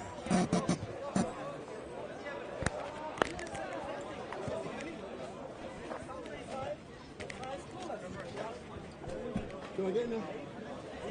Oh, hello. When did he become a prophet? Yeah. When, according to Islam, when did Muhammad become a prophet? What do you mean when? I'm asking you when. You know, you understand the word when? After he was picked to be a prophet. When? Age 40. Now you. Age 40. Did this confusion happen after that or before that? Where he could not distinguish a revelation from God versus revelation from Satan. Did that happen after that or before that? You see, no. Please answer. After or before? After or before? Sorry. Was he clueless as to who was speaking to him after he became a prophet or before he became a prophet? So basically, the only time that he felt. So when the ignorance, clueless, was that after he became a prophet or before he became a prophet? Not ignorance or clueless. Okay. So he was shaken. He was shaken by the fact that an angel came, and any person that experiences that could be the same. So when did that happen? After he became a prophet or before? He was chosen as the prophet during the time in the cave. In other words, the very inception, the very starting point. By the way, that's not the satanic verses. That's not the background to that. But the very starting point, he was confused. I mean, let's put it this way: if I go around saying Prince Charles gave me a message to the world, through me a message to the world, but if I was so confused as to who I was speaking to, I did not even know whether it was Prince Charles, King Charles or not. How good a messenger am I? See what I'm saying? Prophet Sallallahu was the greatest messenger. The Prophet Sallallahu was the greatest messenger. They're the greatest messenger, but none of the other men. Musa alayhi salam knew God face to face. We love Musa alayhi salam more than you love Musa alayhi salam. If you did, you would say Musa sallallahu alayhi wa sallam. But you don't, you just say alayhi salam. Astaghfirullah. You don't even give him the same salutation, the same blessing. When you say Musa, say sallallahu alayhi wa sallam. Say it. Say it. No. Don't take the mic away. Say it. Say sallallahu alayhi wa sallam. Say it. Musa sallallahu alayhi wa sallam. Musa alayhi salam. La astaghfirullah. They say they love Musa and they spit on him. He's right. Who's right? Me? No, he's right. Say alayhi salam. They say they love Musa, but they only say alayhi. Peace be upon him. Now translate sallallahu alayhi wa sallam. I just said to you. No, translate. Translate sallallahu alayhi wa sallam. Please. See, they do not love Musa. They say they love Musa and they spit on him. We love him. You won't even say Sallallahu Alaihi Wasallam. Then say it. Say Musa. You're the one being disrespectful. You won't say Sallallahu. Yeah, they won't even bless Muhammad. I mean Musa. All they do is focus Muhammad. Muhammad thought he was speaking to the shaitan. Musa alayhi salam is mentioned in the Quran more times than the Prophet sallallahu alaihi wasallam. So we love the Prophet. The Bible was written maybe by Ezra in the 1st century AD. No, he says he's a layman. Yes. Muhammad was Every Muslim, the Quran was probably written by Jews. Until that they ever use the moment you raise the question, they become a layman. Allah says, nobody heard them, saw them, nobody knew who said what. We are all speculating. None of us have seen God, none of us have heard God, none of us have been touched by God. So, all we are doing is talking rubbish. That's it. We are speculating. That's it. Okay, you're welcome to that belief. That's fine. I don't want to change your mind. I'm happy for you to believe that. Not changing our mind. We don't listen to our grandparents.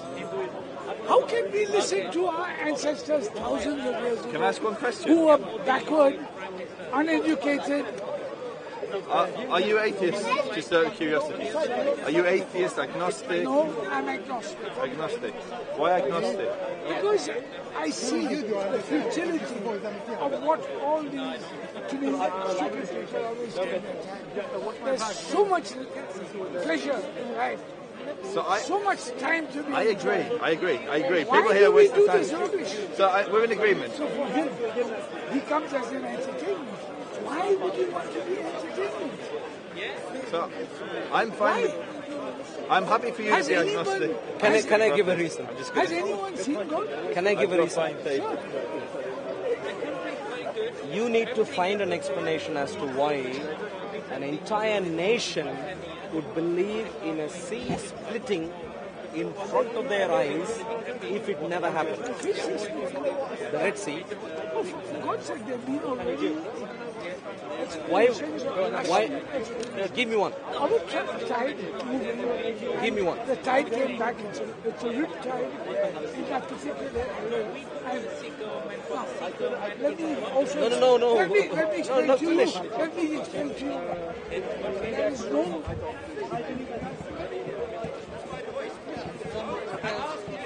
When was the last time? I didn't say to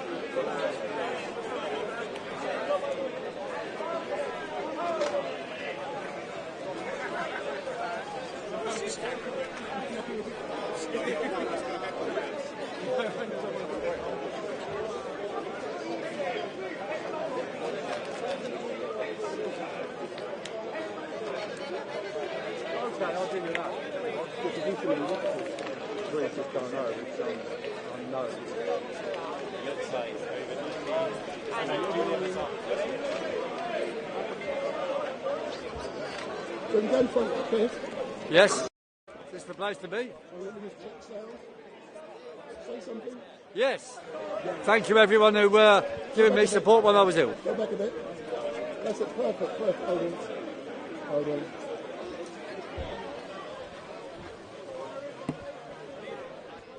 Let me see if the mute is on. Yeah, it's on. That's better.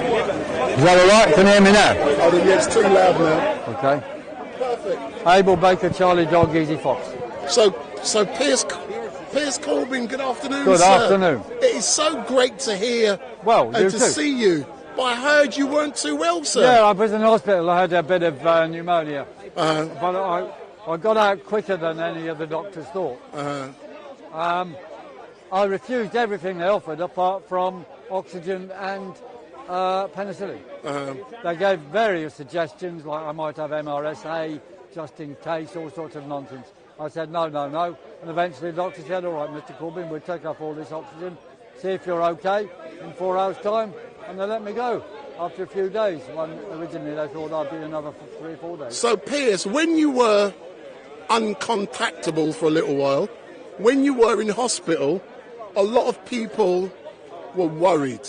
I know, I had a tremendous lot of support, and I want to thank everybody for all their contacting expressions of support, and also bringing in vitamins and whatever, to the hospital, or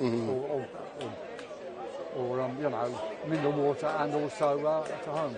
But at any stage, Piers, when you were in hospital, were you thinking about your maker, and you were saying, I'm not ready to go and see him or her yet? What? Your maker up there. No, I wasn't thinking that. But was you worried or scared at all because you were sick? No. That is good. That is good to hear. Very fast. I mean, I'd been stressing myself a bit, doing too much travelling, and drank some cold liquids, which was a bad idea. But when is the great Piers Corbyn going to be slowing down? Because I keep saying to Piers, well, there's no need. When are you going to retire? I am getting younger. I have a plan to carry on getting younger. So at the rate of 8 days a week. 8 days. So every week I'm 1 day younger than. So that may explain the lateness. But you come out of hospital about a week ago, yeah? When did I come out of hospital? About a week now, isn't it? Less than that, I think. But anyway, yes. Yeah, but. Was it on the Friday? Yeah. So just over a week. My first appearance was public appearance was at the Pen on. Oh, you was at the Pen? Saturday? Friday, wasn't it? Or was it Thursday? Thursday, I think. Oh, yeah. All right then. So what Thursday, yeah. What does Piers plan for today and for the rest of the week? Well, I'm going to be talking here in Speaker's Corner, and I'll go back to my office and home later on. There's quite a things happening during the week. A week today, I'd like to mention to people, we're going to have a special meeting, not just us, this is other groups as well, a special meeting of the United Front about the key principles we've got to unite around to divide those who are going to fight from those who are pretending. And in regards to the ULEZ protests, will they now be ceasing as the ULEZ project is coming in? They're pressing on, and we are resisting more and more.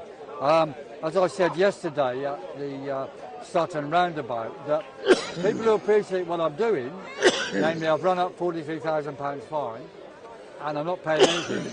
My car has been impounded, but they've broken all the rules, so they're hoping to get it back. But look, everyone now who supports what I do must take their own old cars every day to the ULEZ area, drive at will and do not pay.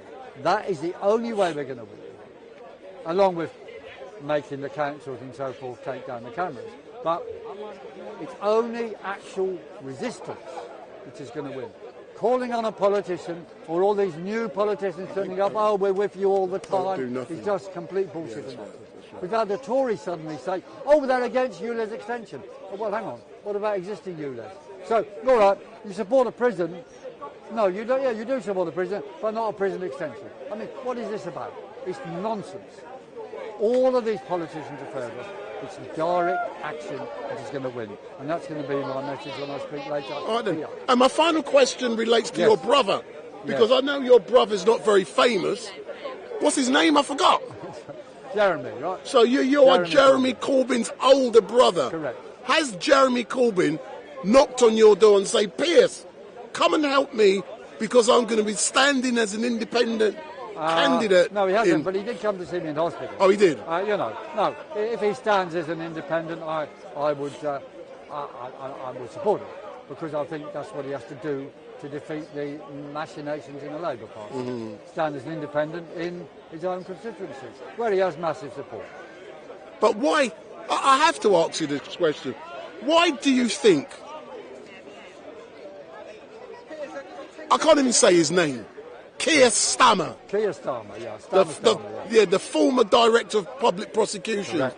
Why has he taken the unprecedented decision he did and kicks your brother out? And why is he likely, it seems he's going to do it to Diane as well? Why is that? Well, they have a plan.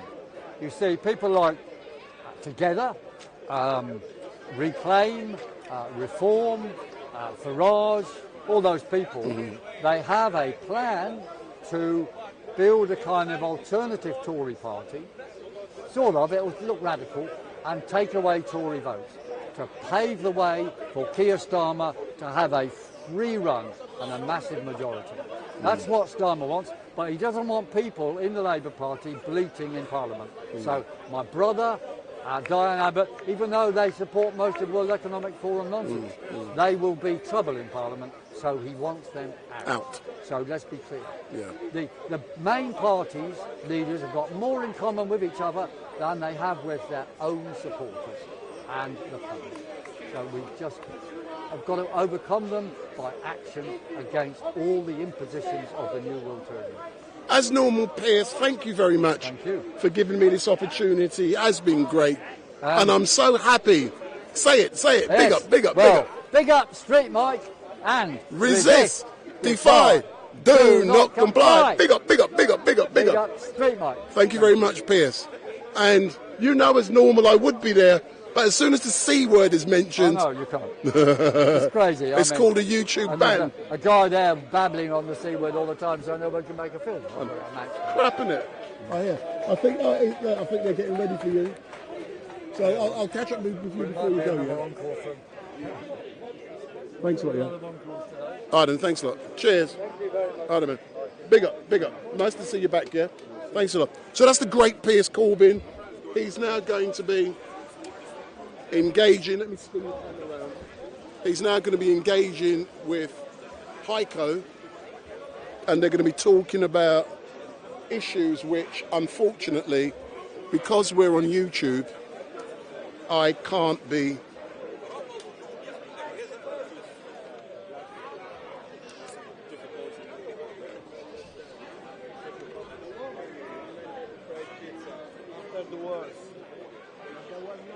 We all hear about the word freedom of speech, but as soon as the word COVID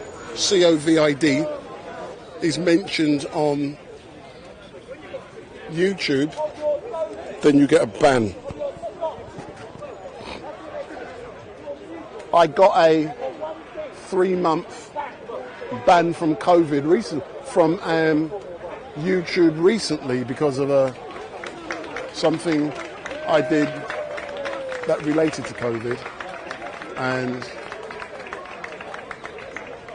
once you get one strike, you can't upload for a week, and it lasts for 3 months. If you get 2 strikes, you can't upload for 3 months. If you get 3 strikes, they take you down. So where I used to do a lot of stuff with Piers Corbyn, I no longer do, because YouTube has technologies which will recognise voices. So there's Piers Corbyn now. He's getting up on his stand, but I'm not going to be carrying his speech because it's lead to problems. So he's on his box as normal, but I'm not going to be carrying what he's saying, because as soon as he does, I have to delete this whole video, this whole live stream. So what I'm now going to do, I did say initially I was going to be here till 6 o'clock. That's now going to be extended to 6:30 because I had a technical issue earlier on and I had to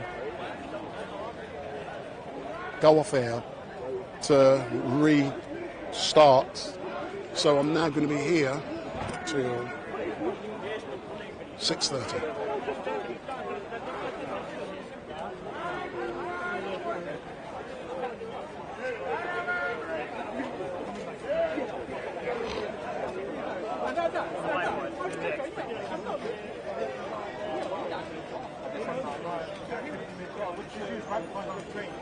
Hands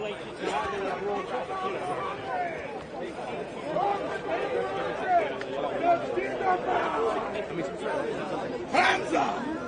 You must talk about Muhammad!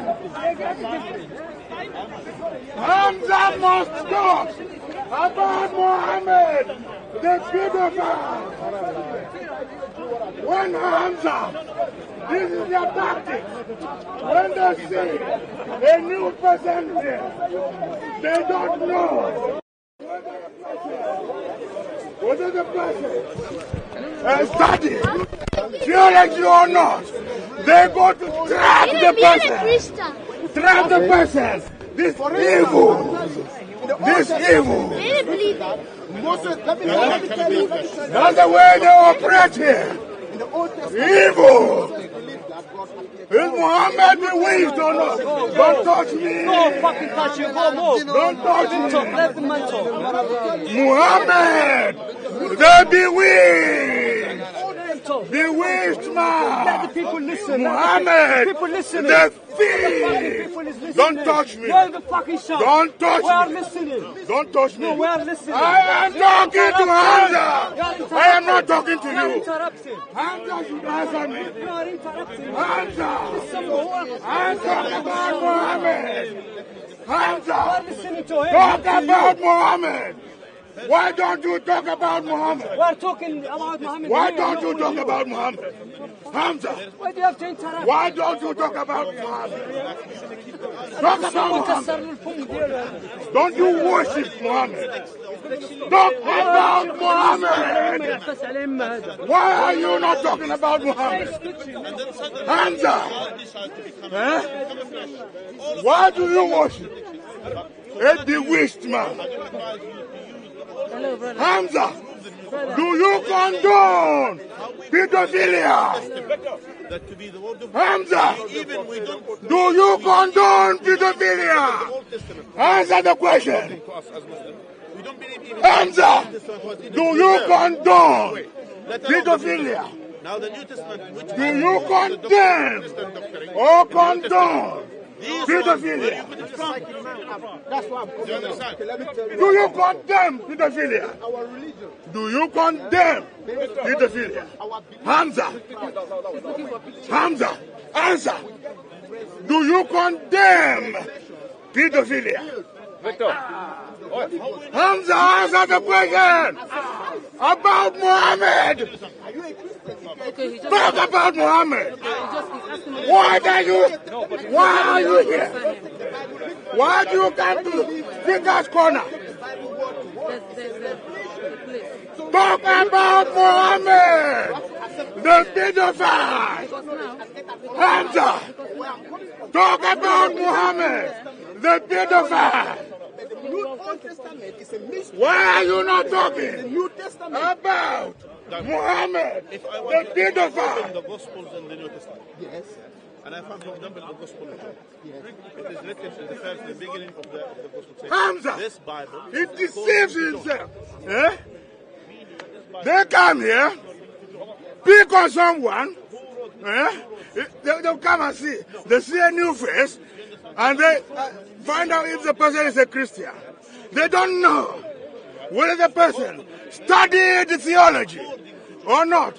They bounce on the person and start and swarm around the person and start asking tricky questions in order to trap the person and video it and film it and send it to Saudi Arabia, to all those places that Christians don't know what they are saying, what they believe. So they will never claim themselves to be inspired by God. He never talked about Muhammad. Inspired by God. That is talking trade. He comes here, looks at a newcomer, someone who doesn't know about Jesus, to go and ask him tricky questions. He's a dishonest person. Why don't you talk to me about Jesus? Talk about Muhammad. Talk about Muhammad. Talk about Muhammad. Answer questions about Muhammad. Are you prepared now? Last time round, I asked you, Why are you worshipping a bewitched man? You did not answer the question. So, the question still stands. Why are you worshipping a bewitched man? Hamza, answer the question. The Quran said that Muhammad was bewitched. Do you know what it means when I say, you know, listen. Look, he's laughing. He's shame. Laughing at Muhammad. The pedophile. Do you condemn when someone is writing, in the history, Hamza, someone who's writing, do you condemn pedophilia? He cannot answer the question. We have ambiguous people. You know what is because you are ambiguous, weird. unknown people. They're all, according to someone who are the gospel. With pedophilia. Look at, he's laughing. Laughing. Why are you laughing? I need to find out what's going on. Are you laughing because Muhammad was bewitched? Come here and talk. Come here now and talk about Muhammad. Here. Come here. And now and debate me about Muhammad. Wait, 1 minute, 1 minute, brother. Calm down, wait, 1 minute, 1 second, just quick one. Come 1 minute. Look at him. Stand condemned. Just quick one. He's now making money. Making money from deluded Muslims. They see. That is what they do. So when they see a white man do a YouTube about Islam, they all congregate there. When this person doesn't know anything, what is the reason you are running YouTube? Because you are. And by the way, and I believe they have done the right thing because they were afraid that the original gospel is not appeal. You cannot answer any question about Muhammad. All of these contradictions. Why do Muslims not like read one of these gospels. They will say in the beginning, in the literal that gospel knowledge. Answer. What is your education? What is the level of your education? Is it wrong? Look at the messenger. The message is wrong. Listen, Patrick. That's good. It's wrong. Listen, I will tell you how. After we finish, listen, Damon, after we finish this conversation, we finish this, I'm going to go to the cameras there, I'm going to say, and then I will say to the cameraman, I will say to him, listen, wipe all this video, wipe everything. I don't want any video, I don't want anything about it, and then I will say my statement. And I'll say, by the way, I spoke to Patrick and John today, and actually they have accepted Islam. And actually they say Jesus is a prophet, not God, etc. And I would say this, there is no anyone to tell me no. And if you went from here, and if you die today, God forbid, for example, no one can find the truth. Because I will be the originator of the truth. So the same thing that happens to the Gospels, after the Bible is one of the oldest books, my friend. Listen, 1 minute. 1 minute. With that analogy, what's your name, my brother? Ivan will see your message. Ivan will say, on that day I was there, it's not true. Ivan will say that. Because if you do that, Ivan will be a witness. So can you show me a witness that says it's not true? Good. He said, he's asking. Yeah. Can you show So tell me one second. whether these messages or these are do you not accept? true. Okay. We have the book of Barnabas confirming it's totally false. What? The book of Barnabas. The book of Barnabas. Wait. The book of Barnabas confirmed that all these things are false. Can you show me where who wrote Barnabas? Barnabas. So Barnabas. One of the disciples. Why do you believe Barnabas? I don't believe. No. Why do you believe Barnabas? Why do you make it wrong? Where did you get it wrong then? Where you got your Do you know how many gospels available? How do you? Why do you believe Barnabas? No. There's just one gospel. There is nearly 68. That's what you think you are reading your thoughts in those gospels. Gospel is just one word. It's about Christ. There's no thousand of books. There's no thousand of why I mentioned this? You know why I mentioned this? Yeah. I mentioned this. He asked me this question. Yes. He said, if you go and lie on our behalf, New Testament. It doesn't matter who reads. There is only one message. There is only one message. One message in the gospel. Listen. There's only one message in the gospel. The first day Jesus spoke, the kingdom of heaven has arrived. Before John said, the kingdom of God is at hand. When Jesus came, he said, the kingdom of God has arrived. And for 3 years, that's a message. Patrick, you asked this question. Yes. Listen to me. If you go and lie on our behalf, this brother, what's your name, brother? Ivan will go and say, yeah? And you told me, give me one evidence that from the people who say in the gospel they are not true. And I told you, the book of Barnabas, which is written by Barnabas, and apparently Barnabas is one of the disciples of Jesus, and he claims that the crucifixion didn't exist. He claims that Jesus is not God. Now, and they found as why do you believe Barnabas? Why do you believe Barnabas? I don't believe. If you don't believe, then you won't just prove. Do you know? Listen. I don't believe in either. You choose to believe Barnabas. You don't want to believe Barnabas. You understand my point? Do you understand my point? My point. Listen. My point. Listen. I don't believe in either. Then what are we talking about? One second. You don't believe. You believe. You don't believe. What? Then what we arguing about? Because you listen. Before I can question, something I must have. Please, Patrick, try to understand my point. Try to understand my point. Like, for example, during the time Henry VIII in this country, there are people who said he is the best king ever ruled this country. And another people, they said, this king, he's a tyrant, he has killed people, he's killed women, etc. So we have two people saying the same, contradicting each other.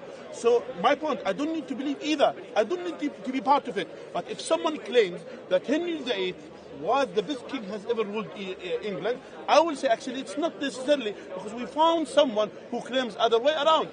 Not necessarily I believe either of it, but I'm saying the one who claims, you claim that the Bible is the truth, because there is no any single thing contradicting and saying it is not true. And I told you the book of Barnabas, which I don't believe in either of them, by the way, and I will say to you, which confirms what we have as Muslims, but yet, it doesn't matter if we found it or not. The book of Barnabas confirming, contradicting, literally, what is in the Gospels, contradicting most of the doctrine in the Gospels regarding the divinity of Jesus, regarding as well the crucifixion of Jesus. What chapter? And then read it, and you will find it. Yeah, read it, and you will find it. Our point. They said it's two manuscripts, Italian and Spanish. I think. Is that the Bible? They're saying it's fake. It's Wikipedia. Yeah, they say. It's the Barnabas is fake. It's not a real one. They say. He was agreeing though. By the way. By the way. Yeah, but you know what? You know what we're talking here? We're just wasting time. We're right? not. Yeah, no, we we're are. Not. We're not. Listen to me. Listen to me. Yeah, we're wasting our time because let's just give me a chance, right? You said you don't disprove it, you don't agree with it. I didn't say that. He said it. I didn't say that. You said no. You said you don't believe. Listen. You don't believe. I told you. I don't agree or you don't disagree. Listen, I don't believe in. You don't agree.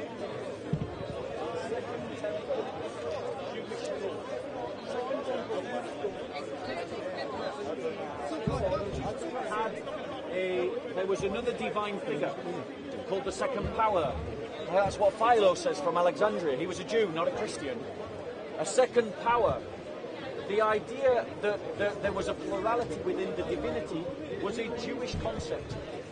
And the New Testament reveals that plurality is the Father, Son and Holy Spirit.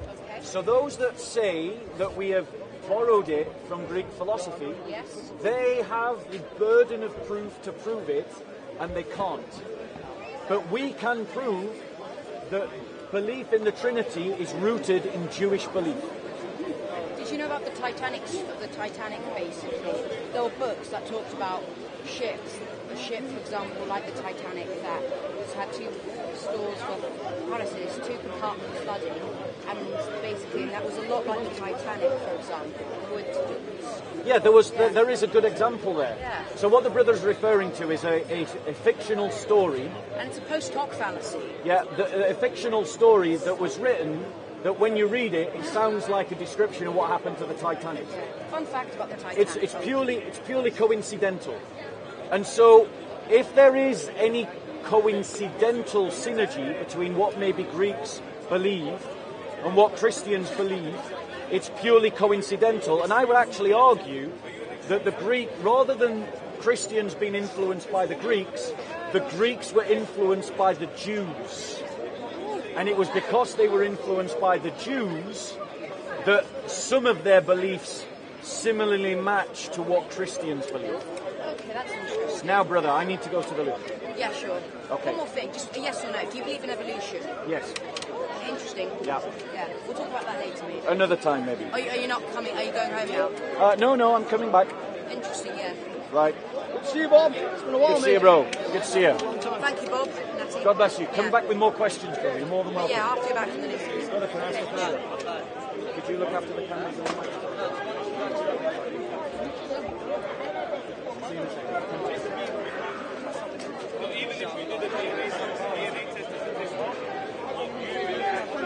Okay, that was Bob. Wesley.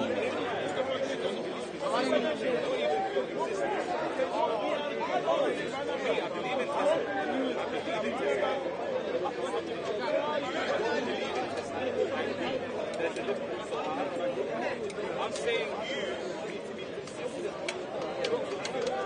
every side of your life.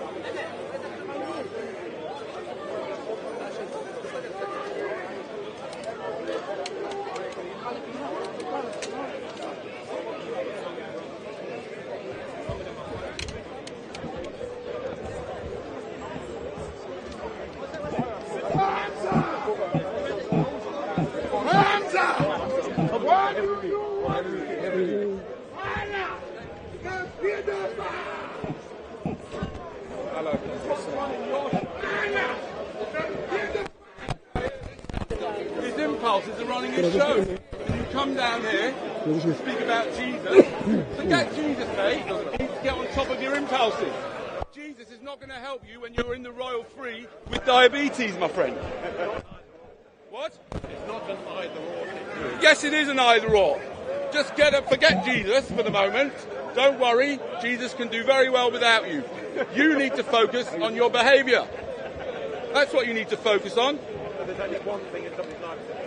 Well, no, in your life, don't know about anybody else, in your life at your age, that is the only thing you need to be thinking about, my friend.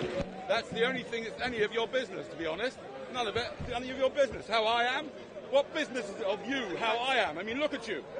I mean, if you were someone really, really intelligent or really, really important and had an opinion about how I look or what I say, I might be vaguely interested. But you? Look at you. You actually want me to take you seriously? Seriously? Have you not? What does your therapist say about this behaviour? Exactly. He doesn't even have a therapist. Look at you. What chance have you got? You are ridden by your own DNA. Your DNA is getting you to survive by lying to you that if you don't eat loads of shit and you do loads of exercise, somehow things aren't. Why aren't you doing more exercise? Answer the question. I don't understand. Why are you not doing enough exercise? What exercise are you doing? What exercise? Yes, it might be, but not if it involves somebody else, my friend, bringing someone else into existence like you did for no good reason. The wife, if you love the wife, to keep the wife. He had his children so he could hold on to his wife, because she knows that she would have left him if it wasn't for the children, which doesn't really say much about him, does it? She only wanted him to provide them with a bit of sperm and a lot of money. Bit of sperm, lot of money. Come on for my punani. Because that's the difference, isn't it? Let's be honest. What's the difference between a prostitute and a wife? One, like this guy's wife, one is pay as you go, the other is contract. Yeah. I can't handle two. The way that it You had one what? Just one. One wife? Oh, really? You only had one wife? Wow, that's really... What a great man. He held back, ladies and gentlemen, from all the temptations of having more than one wife, and he only had one. Say that again? As a contract. Oh, which is better? You have to work that out for yourself. You've got to cost it all up. So, for example, your wife would probably cost you an absolute... No, not cheaper. No, you've had your wife cost you a fortune. What are you talking about? You've had to spend money on that child, haven't you? Oh, that's a heavy cost, that is. That's a heavy cost. And take care of her. You have to stay with her as well, even though you don't really like her anymore, do you? You've got nothing in common anymore, have you? Like everybody else. Right? You don't want to do. You want to go out and have a good time, don't you? Really? That's what your dick wants, anyway. Yes. If you're like everybody else, you like him over here. That's right. Yeah, of course. That's enough. 5 children enough. 5 children is not enough. We want more. We want more so that we can really finish this whole planet off as quickly as possible. Go and have another 5. For all I care. The planet is empty. You know, empty. Yeah. Right. In China. I'll tell you what. In this Why side, don't you go? China, they live in China. In double, yeah. We have only 60 million here. Yeah, I know. The size only 60 million. Of UK should be like 300 million. I don't care about what should or shouldn't be. 300 million. All I know is that you have brought 5 human beings into existence just so that he could hang on to his missus. That's why he had them. It's a disgrace. And this guy, if your children ever watch this guy owes you a lot of money. Don't let him spend anything on himself, right? You need to spend it all on the children to compensate them for trying to sort out your personal relationship by having to live this whole life, you crackpot. Why did you have to? Why didn't you just find someone that actually was interested and liked you and loved you? Why did you find someone who would only stay with you if you gave them something, i.e. children and all the money that it costs to bring them up? Eh? That's from my mom told me that you need to have a child to keep your mum told you that? Oh, there we go. That's why, you see, are humans dumb? I think so. And here's my question for you, my friend, which applies to you and your mum and your children. Honour your parents, like Moses said. Oh, it sounds like a good idea. It's just that Moses had a lot of children of his own, so he wanted them to honour him.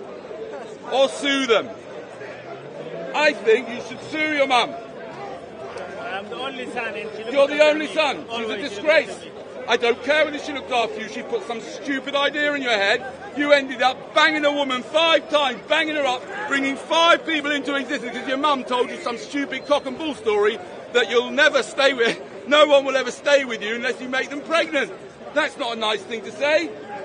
I mean, I can understand why she said it. She probably knew what you were like. This one, because you know, if your mum was here right now, I'd say, Mum, why didn't you think about it from the children's point of view? You know, his children's point of view, your grandchildren, right? So you know that he couldn't hold on to a woman because he's got nothing to him, really. He's got nothing, you know, there's nothing special. He's just an average guy, he wears Nike clothes, all this shit, right? He couldn't hold on to a woman without trapping her or being trapped, both, right, with a child. Yeah? I mean, look at what that's done, look what that does to a child's self-esteem. I would say the opposite to my children. If you're going out with someone, if you go out with someone and then they find out that you are not going to have children, you know, in fact, I would recommend this. If you go out with if you have any more partners, yeah, at some stage you test the partners. You test the partner and you say, listen, I've been thinking about it. And you do some research because it's a very strong argument. You can just pretend. You say, I've been doing some research and I've decided I don't want to have children. How do you feel about that? Then you'll find out why you're in a relationship with her, my friend. Because if she doesn't say, I don't give a crap about the children, I'm not interested in the children, I don't know what children we have. We might have terrible children together. We might not be in the right position to have children, right? I care about you. I want to hang out with you and be with you.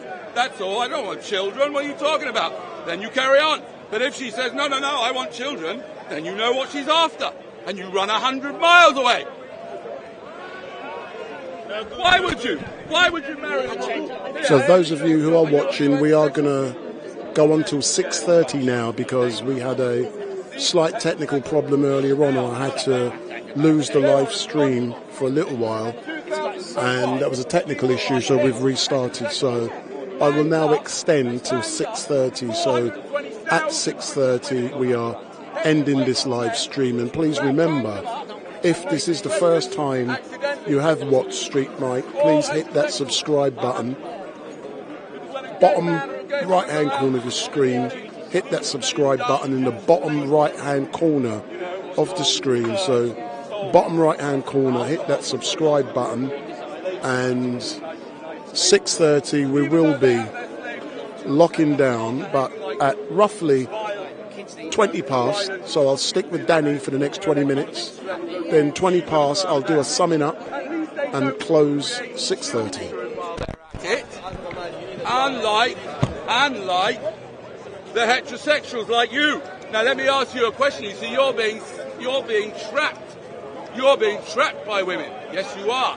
You are. Well, you don't know about it because you are falling into the trapdoors. You fell into the trapdoors. Trapdoors of Satan? Ooh, I quite like that.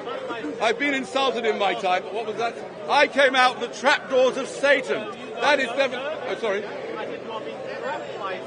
I'm being trapped by Satan? But whilst I'm trapped?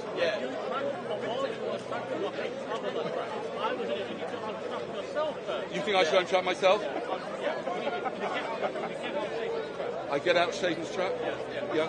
Can you explain to me exactly how this Satan is manifest? So don't just be vague about it. What about what I have said is satanic? And what do you understand Satan to be?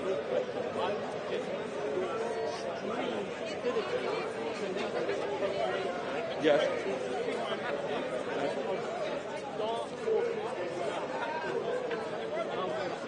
Okay, so you think dark forces have captured my mind, and have made me be repulsed by gang rape, for example, or factory farms, yeah? Just an example, right? This thought came to mind that I think like the war in Yemen is just really not nice, right? And I'm against people like this. Yes. What was that?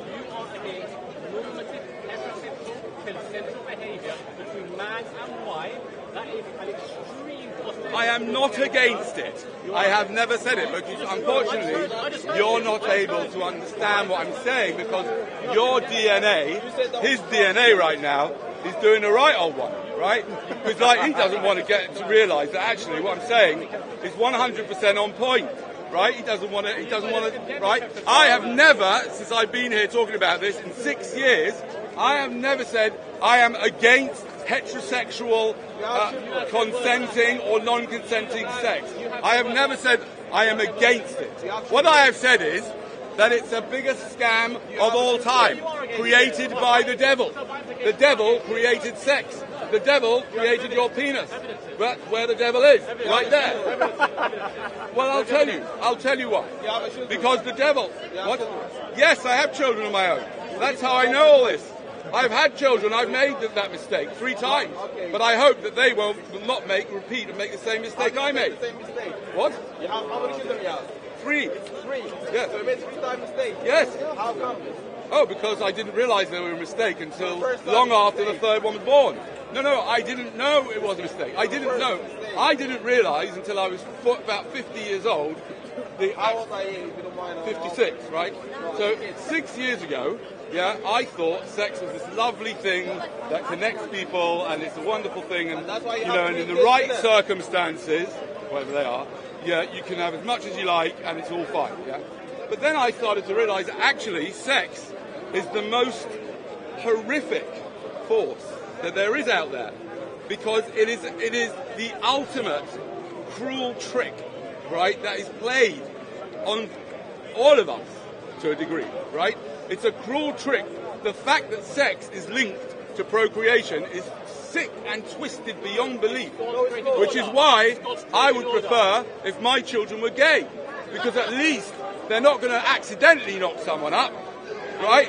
I mean, they might, if they were literally totally bonkers, they might, do what some gay people do, which in my opinion is just like beyond belief. And from my point of view, I think if you're gay, you say, oh, if you exist, God, thank you. Thank you. I can do what I like now. I don't have to worry. You gave me this goddamn thing that makes me go off and put it in any hole that there is, right? Why have you mixed that together with sex, right? Which is why, in the future, in the not too distant future, thankfully, thanks to AI, what's going to happen, and I'm hopefully sort of working in the background to get this project on the ground as quickly as possible. What we're looking at is using AI so that a guy can have an app on his phone. He can turn off his potency at a touch of a button. He won't feel anything in his body, right? It will be all done by a tiny little, microchip, nanotechnology. It will be inserted in a way he doesn't even know, right? And he can turn off his thing with an app. Just to start with, that would be a good start. Personally, I would turn the whole fucking lot off, right? Be honest. I mean, I can't see anyone around here who I'd want to reproduce. I mean, you've all got your own problems to sort out first, haven't you guys? Yeah. Otherwise, you wouldn't be right here right now, would you? You'd be on a fucking cruise in the south of France with a couple of ladies having a good time, not here listening to me. What about how popular would we need to... Yes. What about how popular Yes, you may laugh, my friend. You may laugh, but you follow rabbis. You follow rabbis. That hat on his head it means he's telling everyone that he just does what a bunch of rabbis made up years ago. He does it all. Just because a bunch of rabbis made it up. Are you jealous of the Jewish people? Are you jealous of them? I am part of them. You're Jewish? Yes, I was born Jewish, yes. I'm still trying to get over it. Why don't you accept the Jewish Messiah? What's that? Why don't you accept the Jewish Messiah? The Jewish Messiah? Who is the Jewish Messiah? I've been looking for him. I came at the beginning. I have my megaphone out. Who is the bloody Messiah, for fuck's sake? Make yourself Jesus.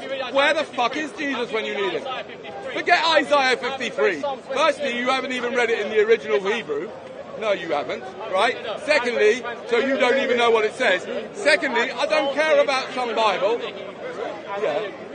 Yeah. Oh, do they? Which people agree that? I don't know the name, but I have... Oh, somebody agrees that, yeah. There are definitely experts. There are a lot of people that think the Earth is flat. There are a lot of people that think... There are some people that think the moon is made out of blue cheese. Do you find enough when you believe them as well? Throughout 2,000 years to substantiate their claims. Right. Christian faith does. Look at Pentecostals on the tens of millions that report divine healing, miraculous things from Pentecostals. All I can say is, I will personally help you to sue your parents because they are responsible for the state you're in right now. You believe this absolute nonsense. You need to go to a therapist. Seriously, you're a nutcase. If you were my patient, I would slap you around the face. Shut the fuck up and listen to me. You are fucking deluded. You've no idea what you're talking about. You know nothing about God. You know nothing about Jesus. There are people in Oxford that have been studying it for 40 years, brilliant people that can quote everybody, and you think you come here to Speaker's Corner and you think you know about God. What a joke you are. Seriously. What a joke you are. You should be ashamed. Do me 5 press-ups now. Get down. Seriously, get down and do 5 press-ups for the Lord. For the Lord. Get down. For the real Lord. Get down. Go on. That's what you need to do. Don't come here, do some more press-ups. I'll join you as well. I'll join you again. I'll join you. Come on, let's do it. Get down. Come on. You may not have heard, you may not know, we're not actually just to let you know, you may not have known that. Bye. Come on. Come on, 100. Okay. Oh, because your teeth, I have to obey you. Your authority, I have to obey. I beg your pardon? Are you seriously flabbergasted that I'm not doing what you tell me to do on your word alone? Oh, you're not doing what I told you to do? Yeah, oh, you rebel, you. You rebel, you great rebel. Because actually, you may not realise you don't actually have any authority over me, no. Which means I have no reason to obey what you say. Yeah, who does have authority over you? God. Yeah, really? God, yeah. And when you tell this to your therapist, yeah, what do they say? Come on, have you had your medication today, sir? What are you laughing about? It's not I'm funny. laughing at you can't, once you're on the medication, your doctor told you that once you're on the medication, you can't just stop by yourself. right? It's dangerous. If you're taking those dangerous antipsychotic medications, I can tell you I've got friends that are on those. I've never been on myself. I've got friends who are on those, and you can't just stop taking those medications. No wonder you've ended up like this. I've given you my case. Why are you dressed like it's winter? I have given you my case. Have you lost all track of time? I have given you my case for this. You did not. What's your case? I brought you my case. You rejected it. What case is that? I didn't ask you what your case of God was. All you responded with asked me to God. express such. What is this God that you're talking about? So that you think you know something about? The Old Testament, Father, Son, Holy Ghost. So Father, Son, Holy Ghost. The God of the Bible. Right. And where did you get all your ideas from? The Holy Spirit. The Holy Spirit. How do you know? Intuition. Intuition? Really? You intuited all that? Fucking hell, you must have been on fucking... What is that? You must be, I'd say 20 grams of magic mushroom. Maybe you'll come out with a Bible. By intuition. By the testimonies of the apostles and the new And in the beginning, God created. Get me some more mushrooms. God created. 2,000 years. And the miracles, the potential miracles that have occurred, it was doing 2,000 years. Have you been to Lords? Have you finished yet? I will go to Lords. Okay, all right. I would, if you want evidence, but you ask me a question. You ask me a question. Yes, I am therefore a common courtesy. Yes. Obliged to answer. Yes, I know. So I would suggest you read the Christian faith. You read the Bible. You read the Bible. You examine the testimonies of the disciples. I'm really, really sorry. Those who knew the disciple of the risen Lord. I'm finding it hard to picture being someone worse. Like, not worse as in that you're that bad. I mean, you're dumb, but you're not that bad. You're not bad. You're not like... You have a degree? You're not wicked. You're just lost and twisted. You've got no idea what logic is, right? But that doesn't make you bad. You're a sweet enough guy, right? But, I would suggest. If that happened, if I ended up like you, right? I don't know if I could continue. I would suggest. Seriously, if I would end up like you, I would suggest your accusation of stupidity. I think so. I mean, my children won't speak to me anymore, right? It's hard enough at the moment. They don't, I give them a bit of money, they speak to me still, right?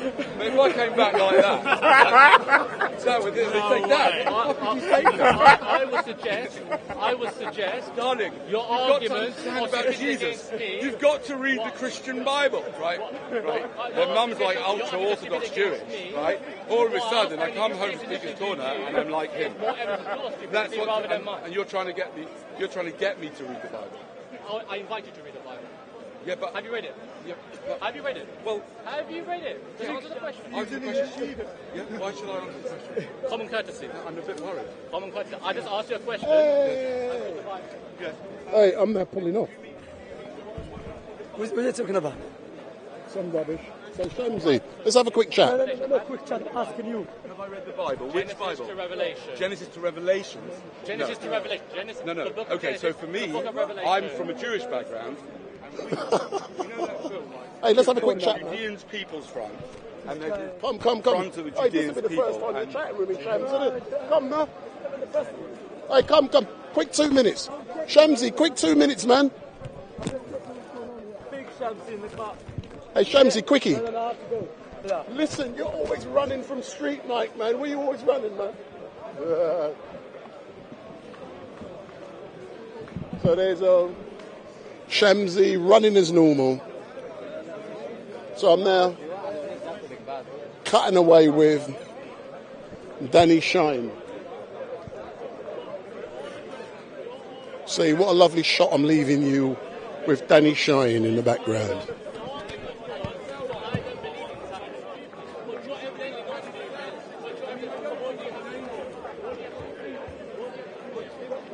So, good evening all. Let me put this one here on. So that's better.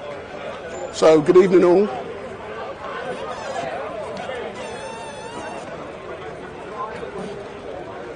You need a bit of sun, so let me turn it down a bit.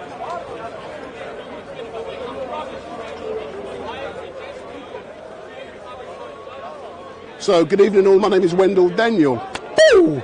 And welcome to StreetMic, and we're coming to you live and direct from the regular Sunday mayhem down here at Speaker's Corner, and it has been a really exciting day today. We started earlier on this afternoon with the regular Christian speakers.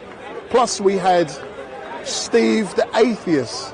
He was engaging down here because I was actually waiting for Rational Female to start off the live stream today, but she was a bit late, so I started off around 1:45 when I actually did say it would be 1 o'clock. And you know, that was good to hear Rational Female yet again, and she's getting more confident.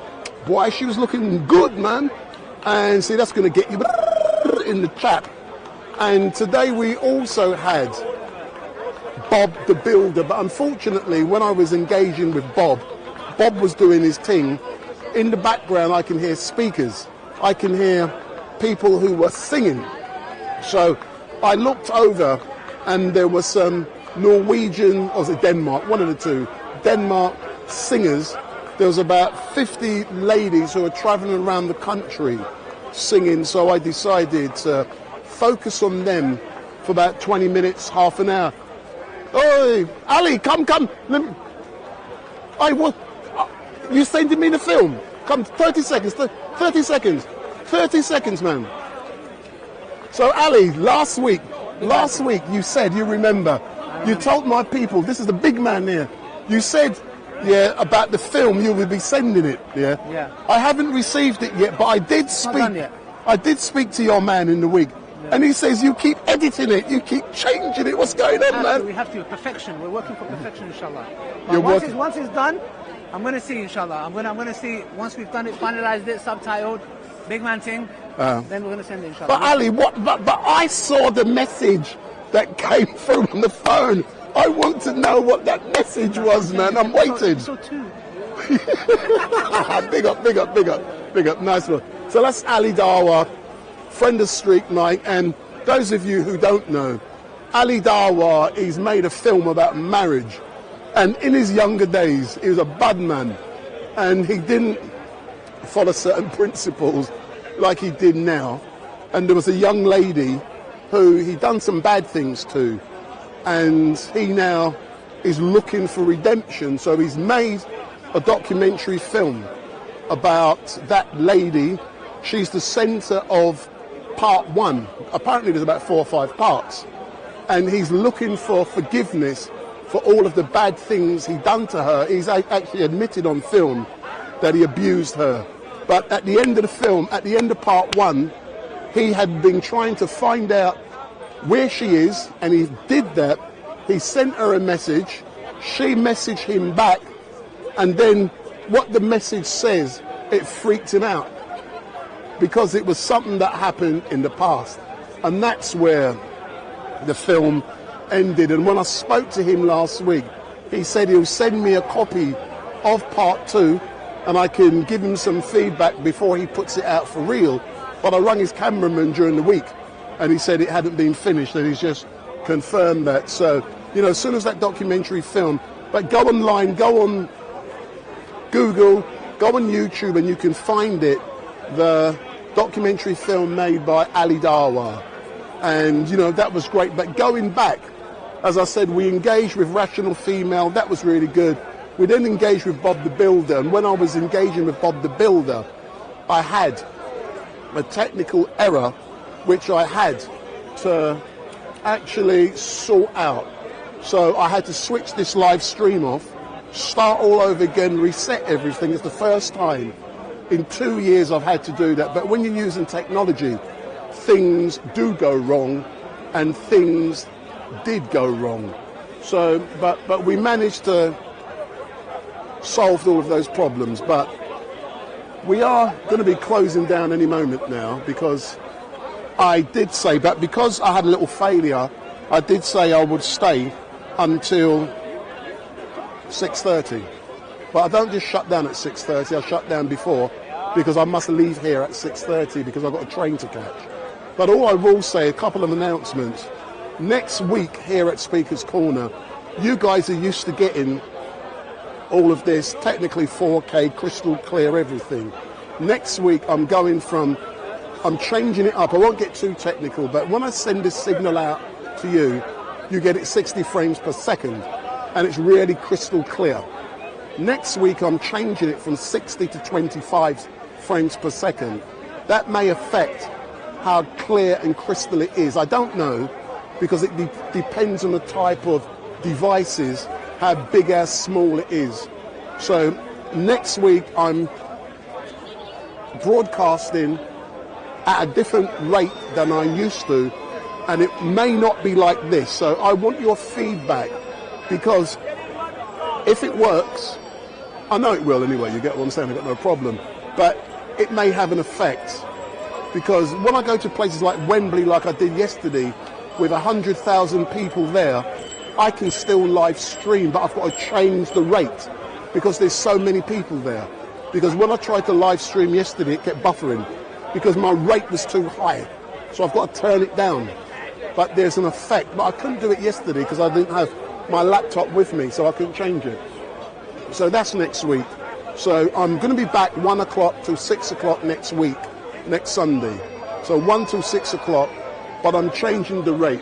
But one other announcement I'm going to make is that some of you may have remembered that during the week I did a funeral of a young lady who was 100 years of age. And she was the family member to someone who's watching now, to someone who follows me on YouTube. So that was a great experience for me, but I do it every week. That's what I do every week. Sometimes I do 6, 10, 15 funerals in a week. But sometime, and I nearly said the wrong thing then, later on this month, at sometimes during this month, my hay fever's coming, I'm going to be doing the funeral of someone who was brutally murdered in London. So it's a horrific murder. I'm going to be doing that funeral. It's going to be live streamed. It's going to be on YouTube, TikTok. Thank you, sir. Thanks, sir. So it's going to be on YouTube. It's going to be on TikTok, and it's also going to be on Facebook. Yeah. So that's going to be later on this month. I won't say the exact date. I'm not going to mention a name either. But like I say, I will be live streaming the funeral, and it will be from the funeral home to the person's house, to the church, to the grave, to the reception. And just like the other day, I will be following in a car behind the hearse. So you will see that final journey all of the way. So I've already had a discussion with Mum, and can you imagine your son has been brutally murdered, and she's doing what she has to do to make sure that her son gets the best send-off possible, and I've been entrusted with that great privilege to bring the funeral on StreetMic LiveStream, because we are the biggest in London for doing this, and I have to bring a team. It's not just me. Sometimes when I do this, I do it as a team of one, and we can do lots, but on that day at least 3 people will be involved with the live streaming, the photography and everything. So it's a big job. So that is going to be later on this month, but I will keep you updated.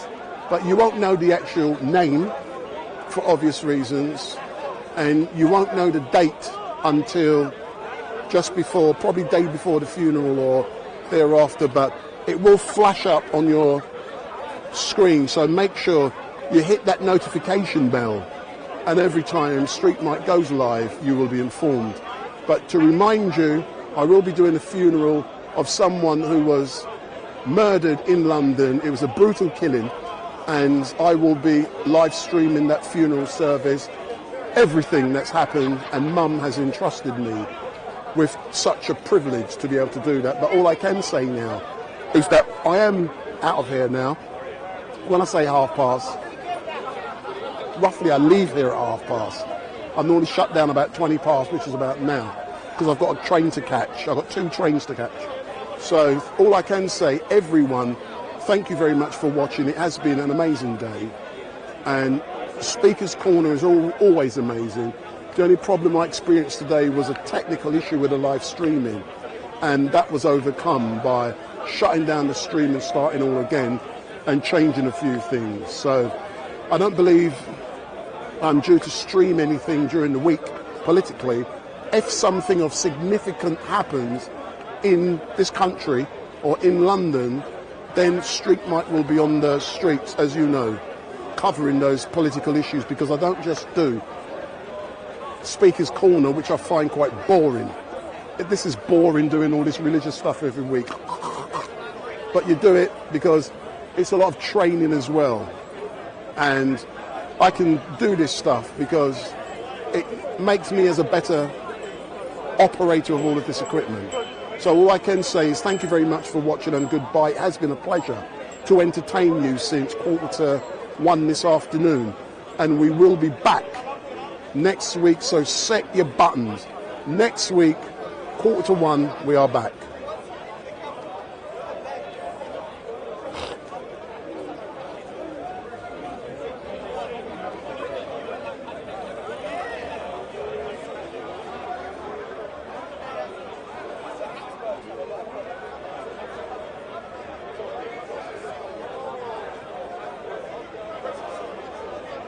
Woo, still here. Bye.